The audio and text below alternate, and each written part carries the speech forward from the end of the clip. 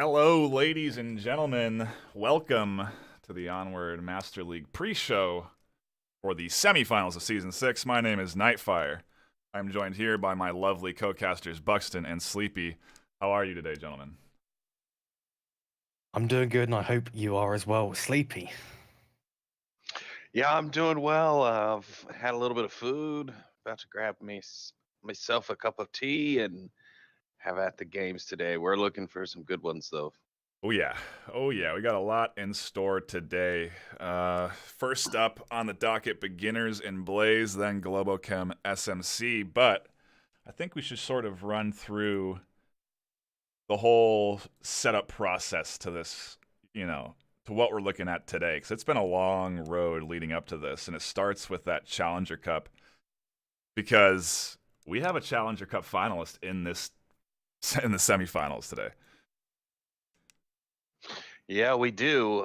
Kind of a story that we've seen partially unfold in seasons past with Legionnaires who have come so close. I mean, like feathers distance to getting into a semis and finals championship game. But this season we have Blaze. They have actually managed to do it. Their win against Danglers, bringing them into today's matchup. Well, yeah, I mean, they won that So Challenger Cup final against the Legionnaires first. Then they went into the round robin stage, picked up multiple wins there, picked up second place, and here they are in the semis. It's been the longest road possible for them. It's sort of the underdog story, if you will. Yeah, they've risen way from the bottom of the pile. They were Group A. Yeah, they were Group... No, Group B. Yeah, Group B, that was it. They were Group B, way back for the Open Qualifier. Then they've gone through the entire Open Qualifier. They watched the first part of the round robin stage. They played later that day. They played Legionnaires, then they won. They went straight in later on that day. Well, technically later on that day for me. That was the day after, but pretty early for them. They went straight into that. They did really well during that, and then straight in. Here they are waiting for this now in the semifinals. Yeah, and I mean, we want to talk about teams' play styles and look up some clips. I think it's only necessary. I mean, we have a bunch of great ones from Blaze. They're a squad that you got to watch out for. They're really capable of caps. I mean, this first one is Verds, and I mean, this play was so incredible to watch just because I was not anticipating it at all. I mean, he pushes up. Nauka with the shield causing all sorts of distractions. that beautiful nade that comes in too, right on top of him. He somehow manages to block that nade. I mean, you go back and look at that. I don't think I've ever seen interactions like that against a nade, but it literally rolls off his nade and goes forward, saving his life. I mean, that's some savvy nade usage. I wonder if he saw that come in and almost sort of put his shield up there to hit that intentionally. But there's so much going on in this replay, dude. Verds knifing the C4. I mean... Yeah, I was just watching that. Like, C4 never gets used, and if it does, it's usually pretty successful, but to see it be denied, it's just like the awareness, all of the possibilities. You have to be so... And this is honestly the lack of awareness on Kit Mittens and Zarek's part. They should have heard all of these clicks, you know? They should have heard Verds pulling out his pad, him pulling out his knife to knife the C4. I think that all made sounds, but he still gets the cap on the corner. I have no idea how Kittens and Zarek both didn't realize that he was capping just outside there. That's something you should always have someone watching. You don't want to be sitting there waiting for sounds. You want to always have someone with the direct line of sight. If you give up that, the chances of being capped against go up exponentially. Well, if I remember that play particularly, I believe there was a lot of suppressive fire going on at that time, so it's very possible that he could have pulled that tab without anyone hearing. Well, I mean, you want to talk about caps? We have this one straight from Noman's stream. This is a cap onto Globochem, so they're a squad that's very capable of pulling these off and being super stealthy. It's obviously something they've practiced, and I think that'll be a theme that you'll see in today's pre-show. Every one of these teams was capping in very high pressure situations.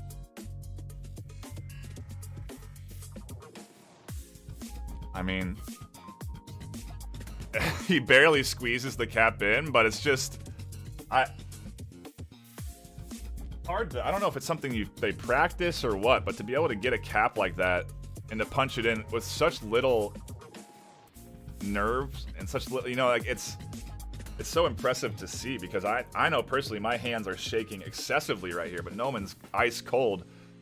Hits that code first try, punches it in, and he gets it just before he gets headshot. Like he punches it in as fast as he can to cap. It's really quite impressive.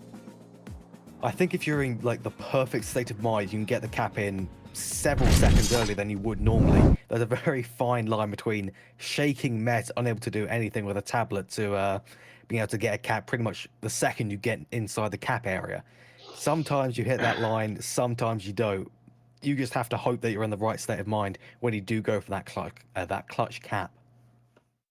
We've also I tell you what I love about that clip was, if his heart rate sensor is working, his heart rate didn't even increase when he went for that cap. It's just smooth and constant. But if it's not working, then well, it's all a lie. He's just really putting on happening. he's just faking us all out. He's faking a flat front on this heart rate. We've also seen some, I guess, to kind of talk about failed caps. Blaze are also a team that have those as well. This clip's kind of almost comical. Prefontaine is on this objective for what, I think like 30 seconds or something insane. And Nauka with the shield here is calling out the code. You hear him yell the code to Prefontaine as he asks what it is. He's having trouble memorizing it. Mr. Miyagi tries to get the kills on the shield and then rotates back around, and it's just chaos. And this whole time, the code's not getting entered in. Ultimately, Blaze win the map. Oh, yeah. But it's just like, that there is an example of not being able to get the code in, and maybe the pressure there getting to Prefontaine, so maybe not every member of Blaze ready to rock and roll for a cap. Oh, I remember this well, actually. Malco actually being so reserved here not to get the kill. And then finally, with 2 seconds left on the clock, they close it out.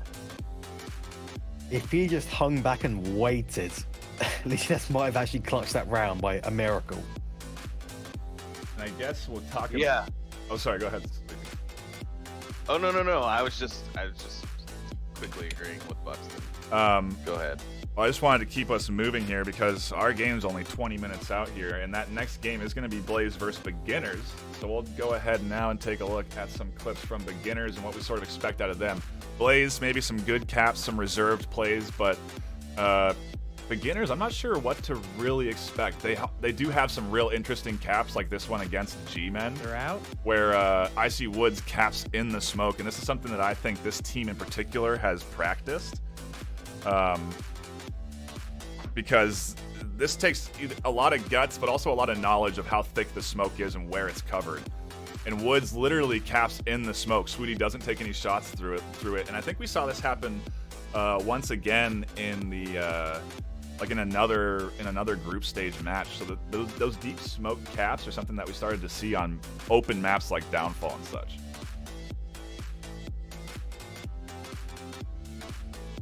Yeah, you've got to be wary about smoke. If there is smoke on objective, I think you just have to constantly keep your eye out, spray through the smoke.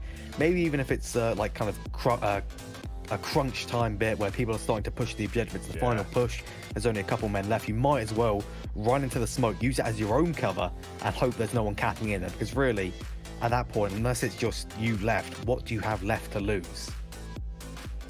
That's true, and I would like to point out too that in this clip there's only a minute left, so that crunch time definitely a factor as he pushed up through that smoke. But I guess that's sort of, I don't know, Sleepy.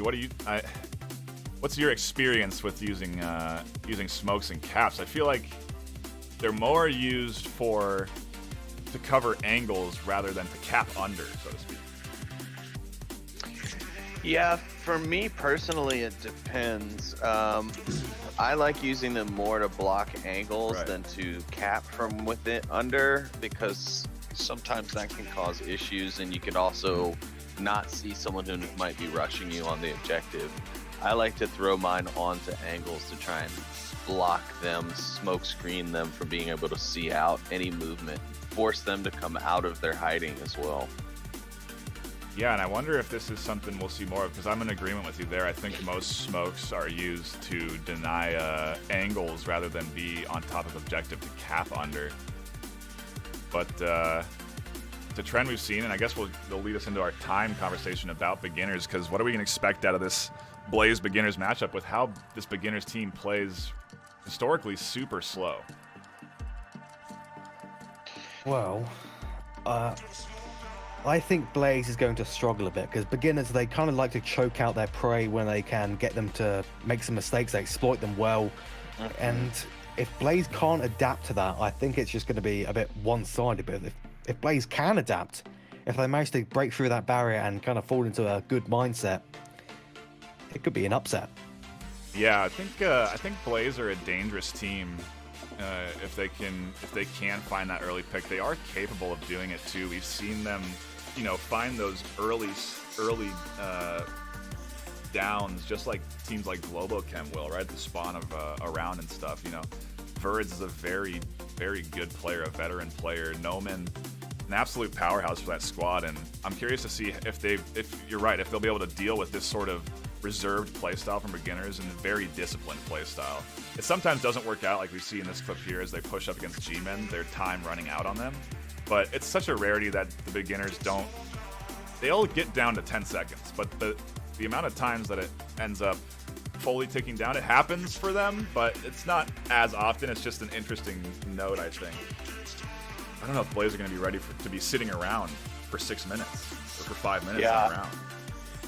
I agree. That is definitely a hard thing to train when you're a newer, especially, but an aggressive team as well. The aggressive teams typically have a hard time waiting on the defensive side for the attackers, for those slow, methodical European and slower teams like G-Men and Stone Cold Killers can also play like as well. So a lot of the newer teams and the newer aggressive teams especially have problems and get a bit anxious in their positioning. They start shifting, they fidget, then they get caught out, they get angled, and then they get taken down. So they're going to have to be careful because beginners know exactly where to look. I'm sure they've watched all the games from last weekend, any film from Blaze games, which there should be a lot of because we did follow them pretty well this season.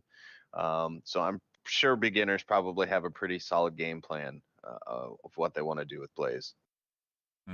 Yeah. That's a very good point. I think it's interesting to note that we'll talk about it right now. The pick bans here. I know it's early for this discussion, but I want to include Sleepy in on it here too. The bans coming out for Tanker and Suburbia. So you look at the open pool of maps, and there's a lot of close quarters maps there. Cargo, Quarantine, Bazaar. Downfall's still on that list as well, but I'm curious to see. What do you think? I think Cargo is probably the right choice for Blaze against beginners. I would agree. I think that's definitely a smart choice for Blaze. Beginners have definitely improved their game on Cargo, but I don't think it's quite as strong as Blaze's Cargo game. I think Blaze could play Cargo with the best of them. Yeah, and you look back at the performance in the group stage too, beginners versus Lemon Squad, the team that was fourth in that group stage and ultimately didn't really play too well during the group stage. They almost beat beginners on Cargo. So I think that's definitely a map that beginners are going to have to be careful on against Blaze. And it'll be fun to watch. I'm really looking forward to this matchup because it really is almost it's like a...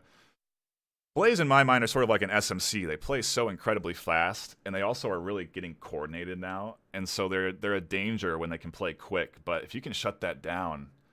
Oh, I don't know. It's so either way. Like both teams counter each other in different aspects, and so I'm excited for this matchup coming up today. We'll have a little bit of a mini beginners versus Globochem. Maybe you can call it that. Yeah, but this semis is insane too.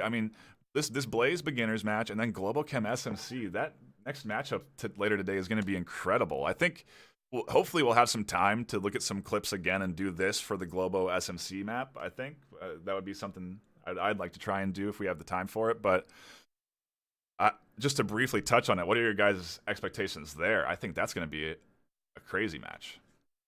Oh, the whole thing's just going to be amazing. Don't get me wrong, I'm still a little sad that Danglers aren't here in place of Blaze, but hey, it happens. That's Onward, and congratulations to Blaze. They played well, and I always said that they would do well this season, if not this season, the next for sure. So I think Blaze are gonna take it to beginners. They're gonna make them work for it, and then I think SMC is gonna try and make the Kings bleed, and take Globo. So I'm gonna put my money on SMC just as the underdog Oof. for that second map. Oh, I like it. And it's important to note, too, we're back to the best of 3 format. For a while, we've been doing this round robin, winner takes all sort of thing, but now we're back to best of 3. So we will play that third map out if it's a tie. Just a little fun fact. I think we're going to start to prep for this next series. You guys have... I mean, what should we do here? Do you want to just go straight? Do you want to? We can look at some clips from GlobalChem SMC, and then just dive right into this beginners Blaze matchup, or we can kind of give us a little break and maybe pop in some of these GlobalChem SMC clips later. Up to you guys. I think. Let's hold on. Okay. Yeah. Let's hold off on them between the. We can hype up the next game with them. Perfect. Okay. So for I guess that'll be it for this pre-show. Sleepy, thank you so much for joining us. I think we're just going to stick with 2 casters. We don't want to cause any issues on the stream. So it's going to be me and Bucks for the Beginners Blaze matchup, and then we'll bring you back in to talk about the Global SMC matchup that we're going to be looking at some clips for. We'll also probably bring you in between maps, too, so just hang around. We're going to watch your input. Yeah. I'll be here. Okay. Just let me know when you want me to talk, and I'll be watching the stream. So, okay, very good. Thanks for tuning in today, everybody. We will be back in about 10 minutes with the Blaze Beginners matchup, the semis. It's exciting stuff. Season 6, almost end. Don't go anywhere.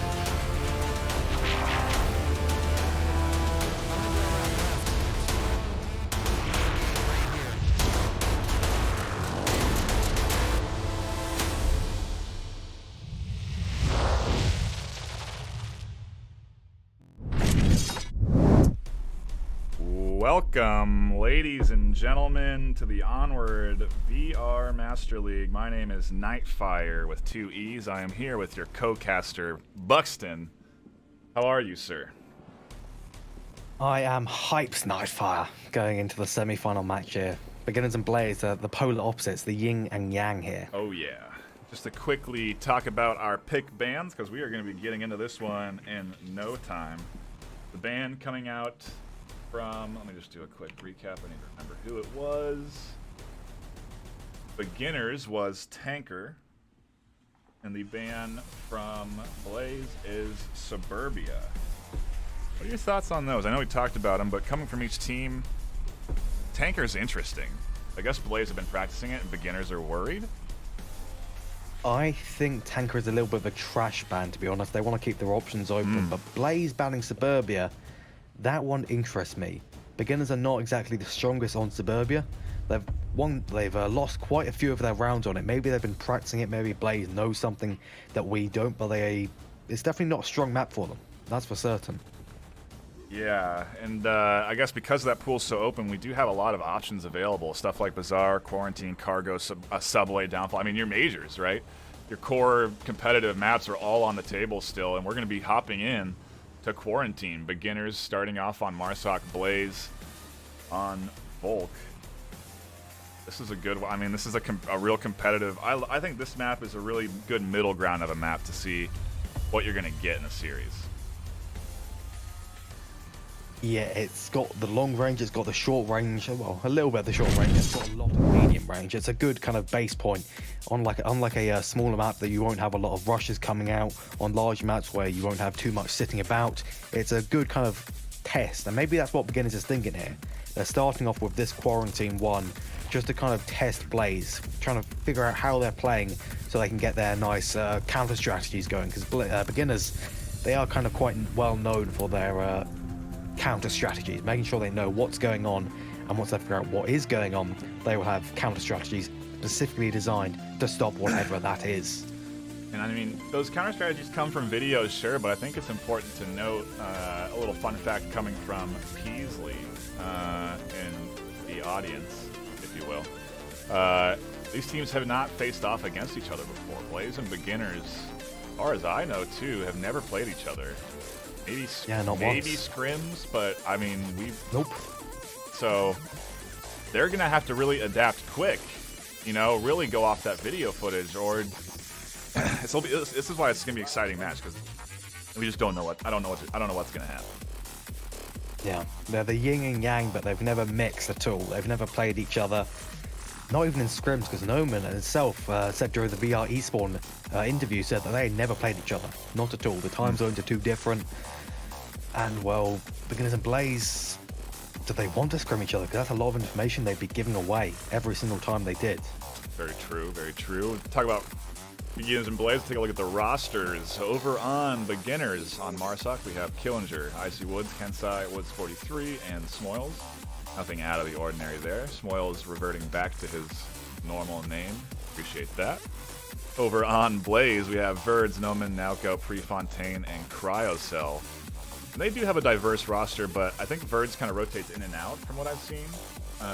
It's good to see him here going up against this beginner squad. They're going to need his expertise. Yeah, I think that Blaze is definitely going to be subbing people out. They will have people in chat. The Blaze network, the Inferno network is huge. They're going to be watching this. They're most likely going to be feeding info to them, saying, hey, Beginners look like to be there trying to do this, stuff like that. They're just waiting for this information so they can adapt even quicker. And I imagine Beginners are going to be doing the same thing. Yeah, both rosters very robust, if you will. They have their subs that are also very skilled that they can bring in at any point. And yeah, you will typically see them watching the matchup. We're on a delay, so there's no advantage there. It's always important to note that. Yeah.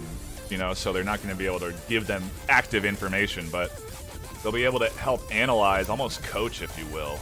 And then you get between a map, and you know your players.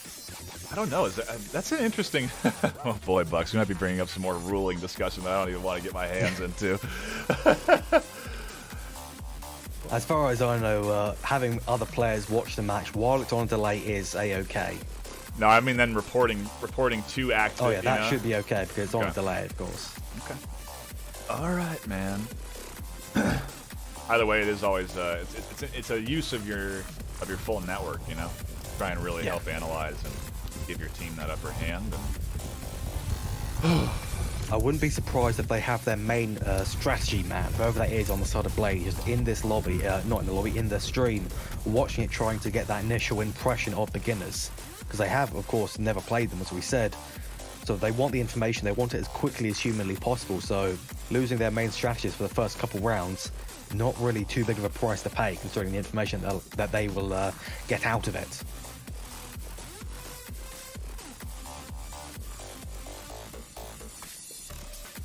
trying to remember if beginners use a shield on this map, because I do know that Blaze definitely utilize it. Naoka was a very effective shield wearer, and I know he'll bring it out on quarantine, and I wonder how ready beginners will be for something like that. I think they have kind of developed their counter shield players quite a lot, considering, of course, their boss fight being their ex-nemesis. They have, of course, had to play Weather Balloon a lot, and he's the king of shield plays. They've had to play Globochem, they use shields occasionally, especially Raphael, one of the best shield users in the world.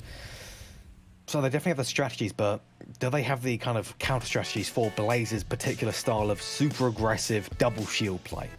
Because Blaze, they don't have the second shield member in yet, but if they bring him in later, maybe it'll trip up beginners having two shield users. Are you allowed to do subs mid map? I don't see why you wouldn't. I don't think we've There's ever no had ruling it. against it. I don't think we've ever had it happen. I'm just curious, and I guess we won't have much time to discuss that as we finally dive in to the start of the semis, season 6, Blaze vs Beginners, round 1, map 1. Oh boy. Exciting times, NightFiree. Exciting times indeed. I mean, this Eastern objective, this is a pretty bad one to start off with, really. Smokes are out.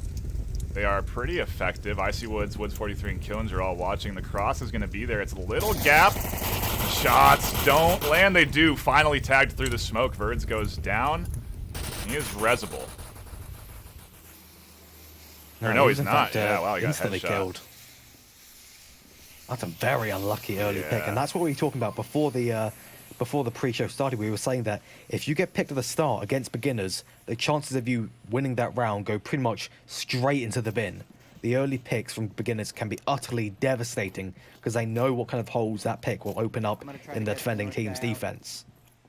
Uh-oh, and Noman's pushing up here, and I think he might be feeling a bit overconfident. He has spotted one there.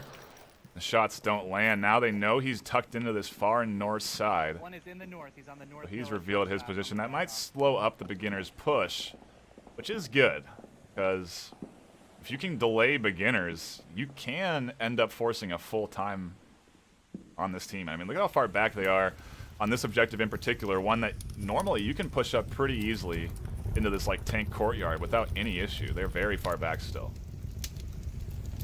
Yeah, that is a very good strategy to use against beginners, but it can be quite risky. Having this one guy, Noman, way out, defending and pressuring beginners, if he can just hold them up, not get picked under any circumstances, make his presence known, and just wait it out. The north push is going to just be sitting here, waiting for him to go down and burn so much time that it's unlikely anything will actually come out from this northern side.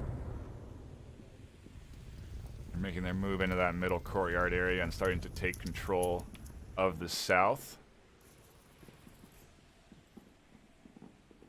Like Noman crossed. Surprised he was able to get across. Yeah, I don't know why beginners weren't watching that. That is the prime rotation spot. Maybe they weren't expecting him to do some kind of almost passive maneuver to move back after pressuring them. Maybe they expected him to rush them up in the north or just hang around there, which would make sense, but really he should be covering it regardless. Yeah, they're nervous here. Kensai and Smoils are both still watching this north angle, so Noman's done his job and he doesn't even need to be there. 3:30 left and Kensai's starting to move. The south push is way ahead of north, and I wonder if they're coordinated and know this. Yeah. Speaking of that south push, Woods has a very good angle to take down two, possibly immediately. Proso and Prefontaine are pretty exposed on the objective. No, Prefontaine actually inside the objective building. Noman going to get taken out by Woods, though. One Looks like down he got inside picked the motel. all the way over the cement trucks there. Yeah, Noman was pretty exposed Yeah. to this backside here, not really thinking about a possible flank. Maybe forgot that they didn't have that crosser there and basically have no coverage here. You can see Cryo has redirected his attention over here towards Woods now. Beginners are looking good here. A 5v3 with 2.5 left. Sorry, almost 3 minutes left. This is, yeah, they're in very good position right now.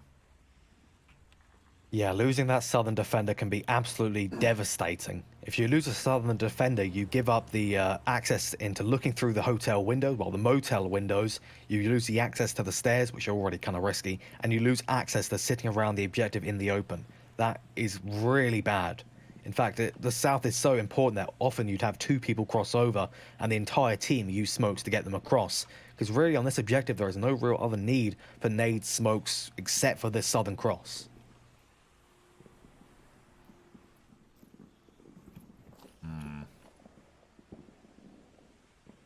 Looking good for Blaze, to say the least. That north approach has finally started to come into effect, and they do have control of the rooftop. Woods trying to find some more members, maybe into that hotel side, as a nade comes out in his direction. Doesn't quite get up over the hill.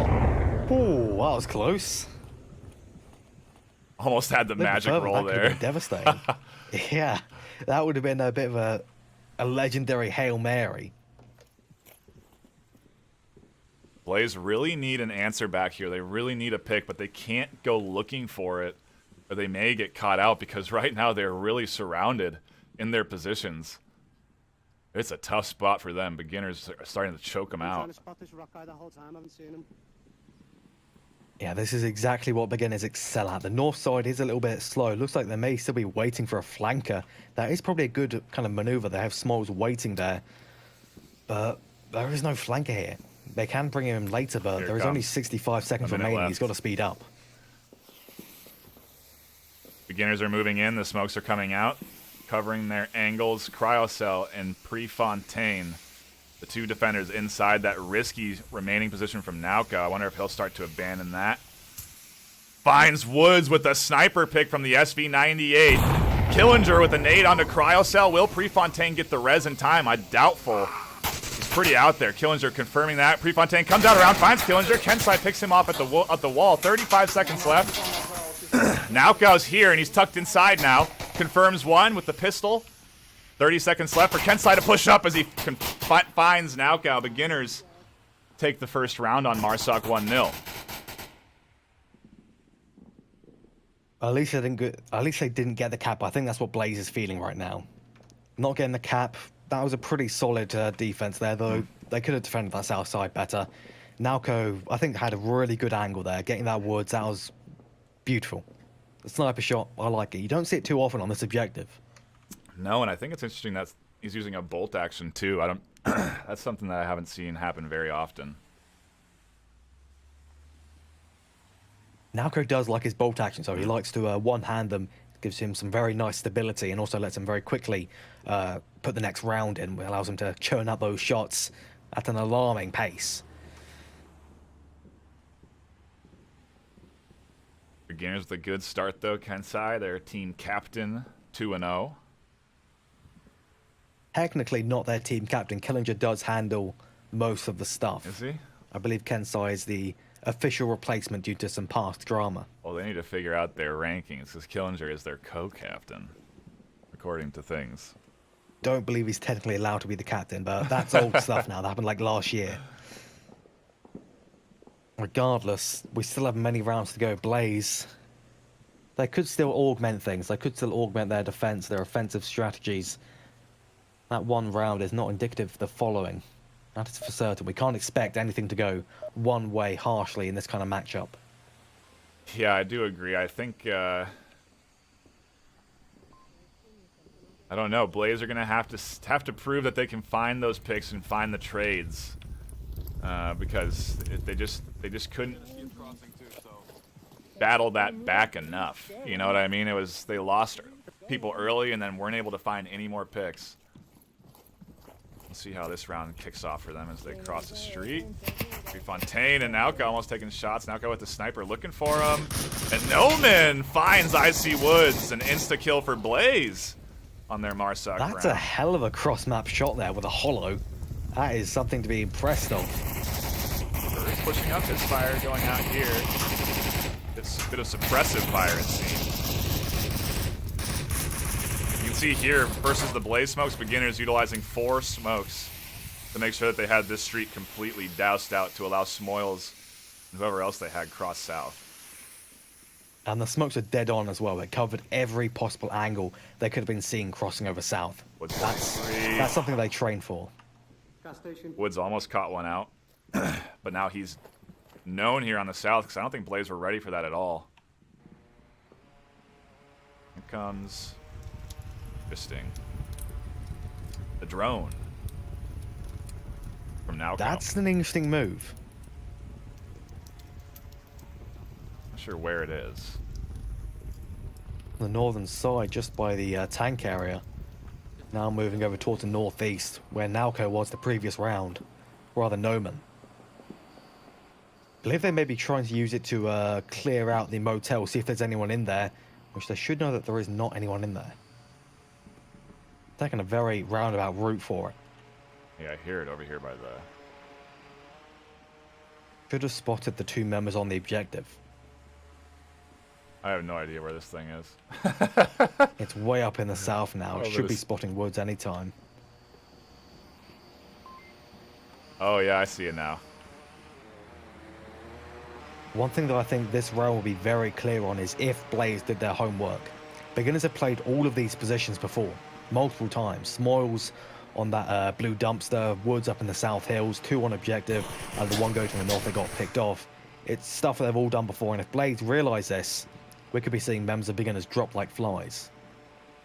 Woods there, finally catching out the drone. That is information. You'll see if Bird's Prefontaine working off that.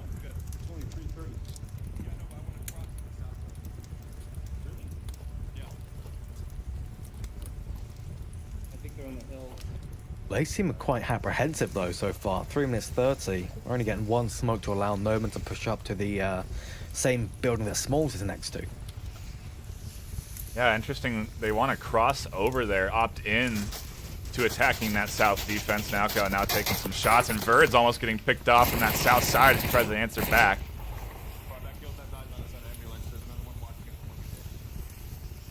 The rest of Blaze does know that information. Prefontaine getting picked off by Smoza. That's a vital pick. That's not what Blaze wanted. Woods trying to catch out the south approach because this is where it's happening. They really need to get Woods down. This is going to be hard for them because I think they want to make this happen. Noman here, super exposed on the corner, almost catches Woods' head out. No, he's still there. Woods is really nicely denying this Blaze south push just by holding this defensive position over here. It seems the beginners is kind of focused on the southern side. Noman getting picked off by Woods there. And Crosell, he's very silently moving in from the north there. He could be a bit of an issue for beginners. It's true. I wonder if they'll be ready for that. Smoils is holding an angle where he should be able to spot it. Naukow's here and definitely is not ready for Smoils' positioning. There's Smoils catching Cryocell's rotation out in the north. He has that straight line of sight. And beginners are just holding down this objective nice and tight. 4 left alive and only 2 left for Blaze. 2 minutes on the clock. They're going to start running out of time here pretty soon. Now, oh my gosh. What the heck? The close range That was sniper immoral. shot. That was a quick scope. We just witnessed the first Onward quick scope right there in a league match in the semi-finals. That'll be ready for Woods' rotation into that 2-story, though. Oh, actually, I think he did spot it. Must have. He reloaded there. He does have a very slight angle if he moves to the left a bit. But Woods, I think, has also spotted him. I think he's in 5-story. Oh, my Oh, yeah, goodness. Nalco definitely knows. Nade towards Woods doesn't land. Nalco has to be careful peeking that 5-story. He could become vulnerable to that middle area, but Killinger and Kensai holding pretty tight angles. And Blaze with a minute left can make something happen here, but it's going to be tough. One's in center. Bird's pushing up, not even looking towards Woods here. Maybe he's hoping that Nalco has an eye on this building. He should know that someone is going to be covering the stairs, but now Verz does seem aware of the office. Nalco also popping off the shot, missing. With 50 seconds, it's not looking so good. No, the smokes coming out from Birds, too, are a little bit too far. You need those a little bit tighter for him to allow Nauko to cross out here. He's going to push up, and Woods does catch out Nauko, and now it's a 1v3 for Birds. 35 seconds left on the clock. Woods into this 3-story here, really shutting down Birds' approach. Peeks out and can't land the shots. Woods just has to tuck in. Birds crossing Woods, catches him out. Birds wins that trade. 15 seconds left. He trades for Killinger. Beginners come away with Kensai alive. Now they're up 2-0. Indeed, they are. Blaze still have a chance. They haven't given up yet, but Beginners is doing well. Very well so far. They are choking out Blaze a bit. They've really just... The fast play that you typically see out of Blaze has been choked. We've seen the aggressive move of Noman during the first Vault round for Blaze. Then on this first Marsok round, we've not really seen much of the aggressive plays. Maybe they've been spooked a little bit. Maybe they're just trying to slow roll them, like someone in chat said. I believe it was Peasley. No, it was the man that said in chat. He thought that if Blaze can slow roll it, they could potentially take Beginners here. But so far, this does not seem to be working out too well. But only the second round.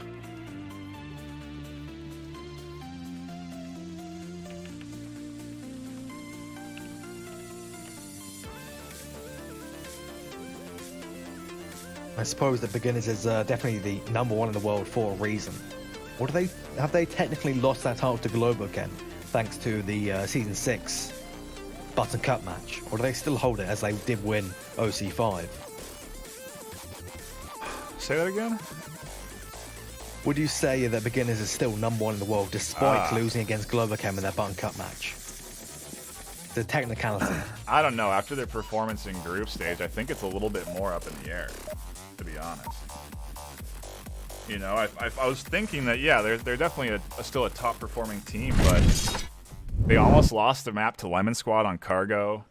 You know, SMC was beating them. Globochem was beating them. They won. I think they went 1-1 against SMC. But I was expecting them to be a little bit more dominant. You know, Globochem really didn't give Beginners much hope. All these smokes from Blaze at the start here. Globochem didn't play Beginners in Group B, did they? No, they did not. No, okay. I'm thinking of. I don't know. Who knows? Too many games. Was about 15 hours of games in 3 days, so you may lose some memory in the process. And regardless, Beginners seemingly opting for a... I imagine that is going to transform into a western push, clearing through the burning building. That's what I'm thinking here. They're going to come through the west, take out Birds in burning, then kind of just envelop it from there, coming in one guy in the south, the rest just full frontaling that objective from tank area, maybe a little bit on the east or the hills, if they can get someone into the hills to begin with. Getting someone up in there can be vital, but it's so open with Nalco's positioning that it'll be very difficult to actually get someone there. Yeah, it is going to be a tough cross there. They had some defensive smokes go out that allowed... I think the idea was to allow Cryo and Nauko to push up to these forward positions. Prefontaine did cross over, and he feels pretty comfortable where he's at because he knows Nauko is holding that cross. So as long as Nauko doesn't die, Prefontaine is safe to hold this angle and not worry about his south. A lot of teamwork. You also have to be aware of nades, though. True.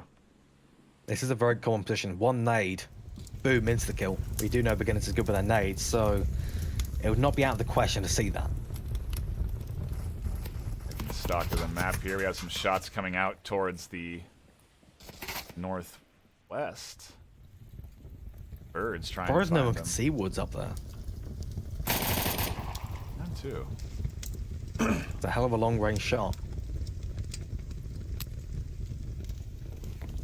Seems that Woods is getting a little bit too spooked. He's going to maybe peek it one more time with the cover of the smoke. But it's actually pushing up towards the base of the roof here. He already knows his angles there, though he does have to be careful of Noman. This is a heck of an angle. A super risky one, too. If he falls back one step, he's in this pit. And it's a real pain in the ass to get out of this pit sometimes. Yeah, it's not the easiest thing in the world. And if you get stuck, well, You're stuck. more of a beacon for your team, yeah. Yeah. But I like the angle. far. It's pretty sweet. It is good angle, yeah. A dangerous but good angle. Oh, Kensai finding Naoko Down out. goes the heart. Cryo cell with the refrag on his Smoils as he tries to cross out. We'll see if Cryo's ready for another one. Naoko is not resable anymore as Kensai confirms it, and we're into a 4v4. Look at this again, those picks, and I imagine we're going to be seeing them slowly start to move up like an iron curtain along the northern side. It seems that they're not opting for the western focus like I predicted. They are seemingly going straight for a full frontal on the burning building and the ruins. That's where the Woods brothers are positioning, at least. I do imagine we'll have the Kensai Overwatch for the rest of the match, though. This kind of Overwatch is so strong for this objective. You can get perfect vision onto the ambulance, the hole next to the ambulance, and anyone rotating over. So that's potentially 2 members that are now unable to get back to objective without getting picked. I've been watching the whole time. You've been talking Woods trying to kill Noman over here. Noman's tucked in, and I think Woods is seeing him, but the wall isn't registered. This, like, dirt mound isn't registering. Because he keeps taking shots thinking he's going to land, or he's at least suppressing, but Noman has some decent cover here behind this wall, so nothing's going to come out of that. Noman's backpack, that's it. The backpack is peeking over, this head isn't. So he's just shooting the backpack, and it's going straight through. That's what he's seeing. Take a look over here. Woods and Woods, the brothers, pushing up in this mobile bizarre area. Verns might get caught out. He's completely unaware. Spots Woods and does catch him. Very fortunate that he catches him out on that rotation. He should be aware now that Icy Woods is also here at the cockpit. I wonder if he has any nades available or any utility. I believe he used all of his utility as smokes earlier on at the start of the round to get into this position to begin with. So he has nothing to actually nade Woods with, or the other cover is kind of angle from the other Woods either, so he's in a pretty tough position here. I see Woods starting to push up, starting to make his way into this little middle area here. Verds, I don't know if he'll be ready for this. Woods is staying very quiet. He has to be quiet. If Woods makes a sound, Verds is going to be alert. He might actually spot Kensai as well, and beginners are trying to clamp down onto this Blaze defense. Cryocell's completely clipping through this wall. I doubt he's aware of that. He could easily be shot by Woods, and Bird's getting pinched, South getting flanked. How will Blaze defend with 50 seconds left? Who knows, but it's not going to end well. Killinger getting way behind the defensive Blaze in the South Hills. This should never have been allowed to happen. Prefontaine somehow has no idea Kensai what's up Birds. here. Killinger finds Noman Kills on the the guy in backside, so spot. there's a trade, 1-for-1. Blaze in a 3v2 now. Killinger and Woods in the center. Verz holding Woods. Killinger finds Cryocell on objective. Now into a 2v2. The really important flank from Prefontaine, and now it's up to this exchange in the middle. Icy Woods versus Verz. The smoke comes out. Verz peeks, almost gets a hit. And Blaze are trying to hold on. 15 seconds left, and this should be Blaze's map. Or Blaze's round, rather. It'll be very close. Verds. Icy Woods is trying to get him scared, trying to make him rush out, think he's the last one left. But in fact, it's Woods who's the last one left. He's getting choked out here. Verds going out, takes down Woods. And that is finally Blaze's round. Took them a while to answer back, but they managed to find the picks that they were looking for and grab themselves a map. We have ourselves a bit of a series. I think you and me were both worried there for a minute that, man, beginners were going to kind of run away with it. And I think we actually have a pretty sweet clip from Sleepy. We'll bring him in here. That quick scope was unreal, dude. What the heck happened right there? I've never seen a quick snipe like that before. Let's take a look. I mean, what do you think, Sleepy? Yeah, so as Smoils just picked up that kill from the north blue dumpster area onto Cryocell there, Naoko is then keyed into that, and you can see the clip starts with kind of panning over there. Naoko brings up his scope. He watches a corner for a second, but then he drops it, and right as he does, here comes Smoils with a pre-fire, and then Naoko quickly brings that scope up, getting the pick onto Smoils, and then Verds goes on to lead a couple more, picks towards the end of the round there, but beginners end up taking it. But man, oh man, yeah, that was a heck of a play there from Naoko for sure. I want to slow this down because I didn't even notice what you're saying there. I thought he was holding the angle the whole time. But I think you're right. He drops down. He drops off that angle. We're watching here, holding the angle, He drops the angle, I think, right now as Smoils peaks, and then he brings it back up and slams him with the quickscope. Wow, dude, that is unreal. Yeah, some pretty strong stuff there, but so far still beginners taking it away. Yeah, thank you very much, Sleepy, as we dive into our 4th round of the day. In this first map, it has been a barn burner so far. We'll be sure to go to Sleepy for replays throughout the rest of this series.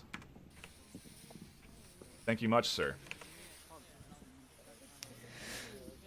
Interesting input from Sleepy there. And oh my god, is he doing this? No. I thought for a second Kensai was gonna... What was it? Who was it that did it? It was Biggie Smalls with the walking smoke. I thought he was doing that for a second, but no. No, he's... So it's just a rather aggressive smoke. Oh my gosh, Smoils finds Verds on the quick spawn. I was going to say, Kensai is throwing these smokes out here so that he can allow himself to push up to this position without getting early killed by this early spawn, but I don't think Naokao's going to be ready for Kensai here. Oh, he does have the shield. Kensai's in trouble. He has to back out. 1 shot, 2 shots landed. Kensai's retreating, but Naokao finds the kill. That'll be confirmed. I wonder if this res is going to come out from Prefontaine. No, he just abandons Verds. It appears that Verds is unloved in the Blaze family, it seems. That's very unfortunate. The rest of the team is just walking straight past, but it seems he is finally getting Cryo, his good friend, to rotate back and pick him up.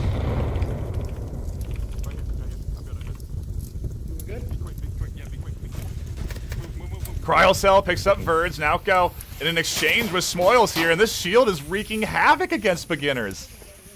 They have no idea how to deal with it. They must have forgotten the lessons of boss fight, or maybe the aggressiveness of Naoko is just shoving them off their usual pace really hard. Whatever it is, it's certainly working well for Blaze. Maybe they found their ticket against beginners as they decide to advance up the middle, all 3. They're in a 5v4, the best they've looked on Marsoc. Actually, no, they had an early pick last time as well, but beginners managed to hang in there. Noman finding Smoils on that other corner. He was focused on Naokao, and Noman picks him off. Woods is pushed up here, and Blaze are trying to come in on objective. The smokes are out right onto Ambulance. Icy Woods finds Verds as he tries to move out. He's in the perfect position to cover this. Noman getting picked off as he tried to peek that objective, not working out well. We have Noman in the south as well. He's getting in position rather than Naoko in the south. He might be able to catch one here. Popping up the shot on Killinger. Takes him down with a long-range pistol shot there. He needed to confirm that kill, or he's going to keep radioing in information. Woods now focused on the Naokao. Both Woods brothers have to be concerned about him as he tries to cross. Woods gets caught out by Cryocell, and beginners are in a 1v3 now as they peek in and start to converge onto an objective. Woods 43 is in a bit of a panic. He has Killinger for comms to watch that south side, and he has to hold here against Cryo and Prefontaine. I imagine all 3 of them are going to be coordinating together to try and push in from the kind of north side of the tank, the side where Prefontaine currently is by the gas cans, and also in the south with Noman. It does appear there is some movement coming out now. Maybe they might be trying for a... They might be rotating the shield all the way back to the ambulance, in fact. Oh no, he's coming in tighter. Oh, Woods gets across. Naokao is here now. Woods calls it out, and Naokao catches him. Blaze get themselves around, and the MVP there, the shield user, that's got to be the trend that they keep going, or else beginners, I think, will always be able to deny. You're right, though. Why don't they know how to defend against that? I don't know, honestly. Maybe they just didn't expect the use of the shield in such an aggressive manner on that objective, and it just threw them off their game. They lost one in the southwest. Smoils kind of just got trapped there as they had one of the guys watching the angle, stopping him from moving out. And then you had Naoko slowly moving in around the building, and he just got stuck in there. Had no idea how to deal with it, but you would have thought that they would have trained for this. Well, it just seems like beginners may maybe caught off guard by it. You know, the Blaze hadn't used it the previous round. And the positions that beginners have been taking have been unorthodox, I would say. You know, those early smokes, getting themselves up into these sort of positions where they're looking to catch a crossing, you know, looking to catch someone crossing. Like, Naokao catching both those out, I can't remember who it was first, but then Smoils out. Those guys were in positions that could easily be pushed on and exposed, but, you know, that usually isn't allowed because the shield... the angle allows you to get the kill first, but that shield just forces people out of their positions. I'm not sure what the solution is at the moment. I think nades, airburst nades, are your only real respite against the shield, but those are so hard to do. They need to channel the spirit of 4Q from Stone Cold Killers here, the EU ability. They need to channel those airburst nades. That's what they need. But I don't believe beginners have done too much training with airburst nades, since we don't see them use them very often. We see them with dead on smokes constantly, but never really airburst nades from my experience and watching over the matches of the previous things they've played in the round robin stage.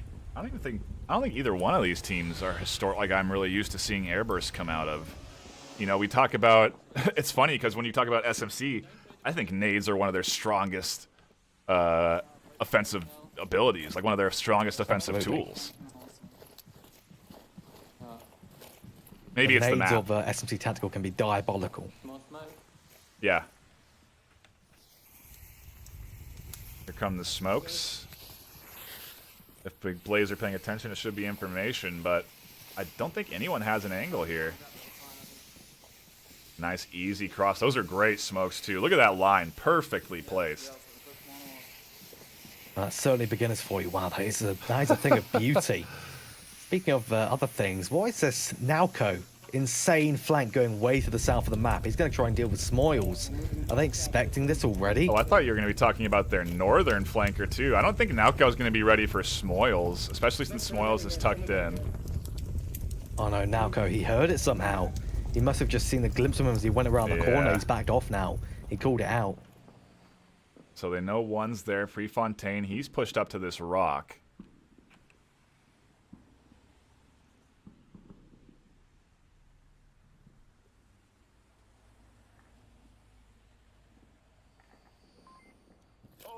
Here's beginners just waiting for someone on Blaze to peek out. They're sitting inside their cover, staying nice and silent, just holding the angles. Look at this one from Verds here. He just spotted this out as he realized he was exposed on the hill. Ooh. That's the kind of spot Peasley would take previously for this objective on the side of beginners. It's worked out very well for them in the past. It's such a good sight line. Anyone dancing about here is likely to meet their grave. Knockout South wing is dead. does catch Smoils out south. That forward position from him does pay off. I wonder if now he'll start to move in advance on the remainder of beginners, because they have opportunities now to sort of clamp down on this offense. If he does, it could totally decimate beginners. If they just lock him in there, lock him in that northeast side, you've got the north side stopping them from advancing. You can stop them from rotating away or pushing from a different angle if you just have one guy watching the flank and the rotation kind of lanes. If you can do that, I don't think beginners are going to be able to do anything but sit here and just wait until they eventually either run out of time or get shot crossing over. To be fair, you look at Blaze's defense, it is very spread. They honestly only have 3 members on objective. You know, if they catch Cryo out, if they catch Verds out, it's a weak hold on the objective, and beginners could get a cap in before the rotation happens, but Prefontaine, he's not going to let beginners get up there. He catches Woods out as he tries to rotate around here, and should be information for Kensai to work off of, but what will he do now? He has to rotate back, and I see Woods here. They're in a bit of a tight bind. It appears that the rest of the beginners are still holding up for this northern push. You got one guy, Icy Woods, watching that flank and making sure that nobody on Blaze is going to try and go for a flank and push him from behind. But they are kind of just trapped in here. They aren't seemingly going for a rotate out of here. Maybe going around the south now. Well, more like a minute ago would have been good. Because I think they're getting trapped up in here. I don't expect this round to go the way of beginners at this point. Blaze is still going strong. Beginners is down 2.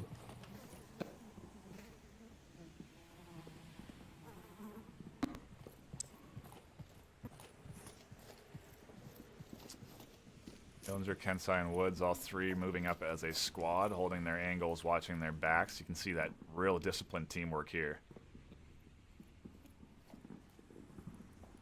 Good separation as well. One nade won't kill all 3 of them, or even 2 of them. This is definitely something that takes a lot of practice working together as a team. They've been playing together for so long. Nalka, though, the flank coming into play takes down Woods. Not confirmed just yet, though. It's that unknown we've been talking about. They haven't played against Blaze. They're not used to these flanks. Naoko is still pressing up here. Is Icy Woods going to be ready for it at the APC?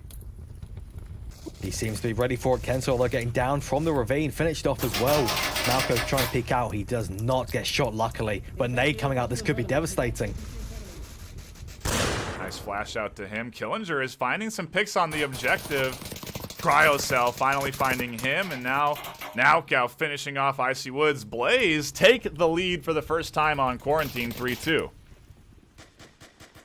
This could be killer for beginners. They could lose this map. We could be seeing a unexpected turn on Quarantine. This was beginners' pick, and it could backfire on them massively. I'd love to take another look at the shield play here. We'll bring Sleepy back in to analyze this. That shield play out of No Man was just spectacular, man. Sorry, Naoko, and it's what I was expecting to see today. But Sleepy, what do you think about this? Yeah, so the play overall, man, that was just a crazy shot. First, you see who was that? Icy Woods taking down Verds as Verds moves to out from the center take courtyard or burning building courtyard. And you see Killinger, he's on a rotation, but Naoko up on that wing, that pistol and shield, and he manages to take down Killinger while he's on a cross. And then they go on to eventually secure the round. And I mean, goodness gracious, what a round indeed. That was amazing to watch. I think Blaze doing a heck of a job here, making a great comeback in this game. Yeah, no kidding, dude. The shield play out of him, I was just talking about it. I mean, what did you know? He was just forcing people out of position. It was so overwhelming almost. And I feel like it almost caught beginners off guard is what it looked like. Yeah, I could agree. I'm not sure the beginners have to face too much shield play, except for maybe when they fight boss fight, when boss fight utilizes weather balloon. Don't feel like there's too many other shield players, really. I think that mostly lies in the U.S., but I could be wrong. Buxton could always correct me if I'm wrong. Obviously, he's got more knowledge on that. But yeah, I mean, we're seeing a great game here, and Blaze definitely showing us that, you know, they do deserve to be here. I'm glad to see that, you know, beginners not on a blowout run for the first map.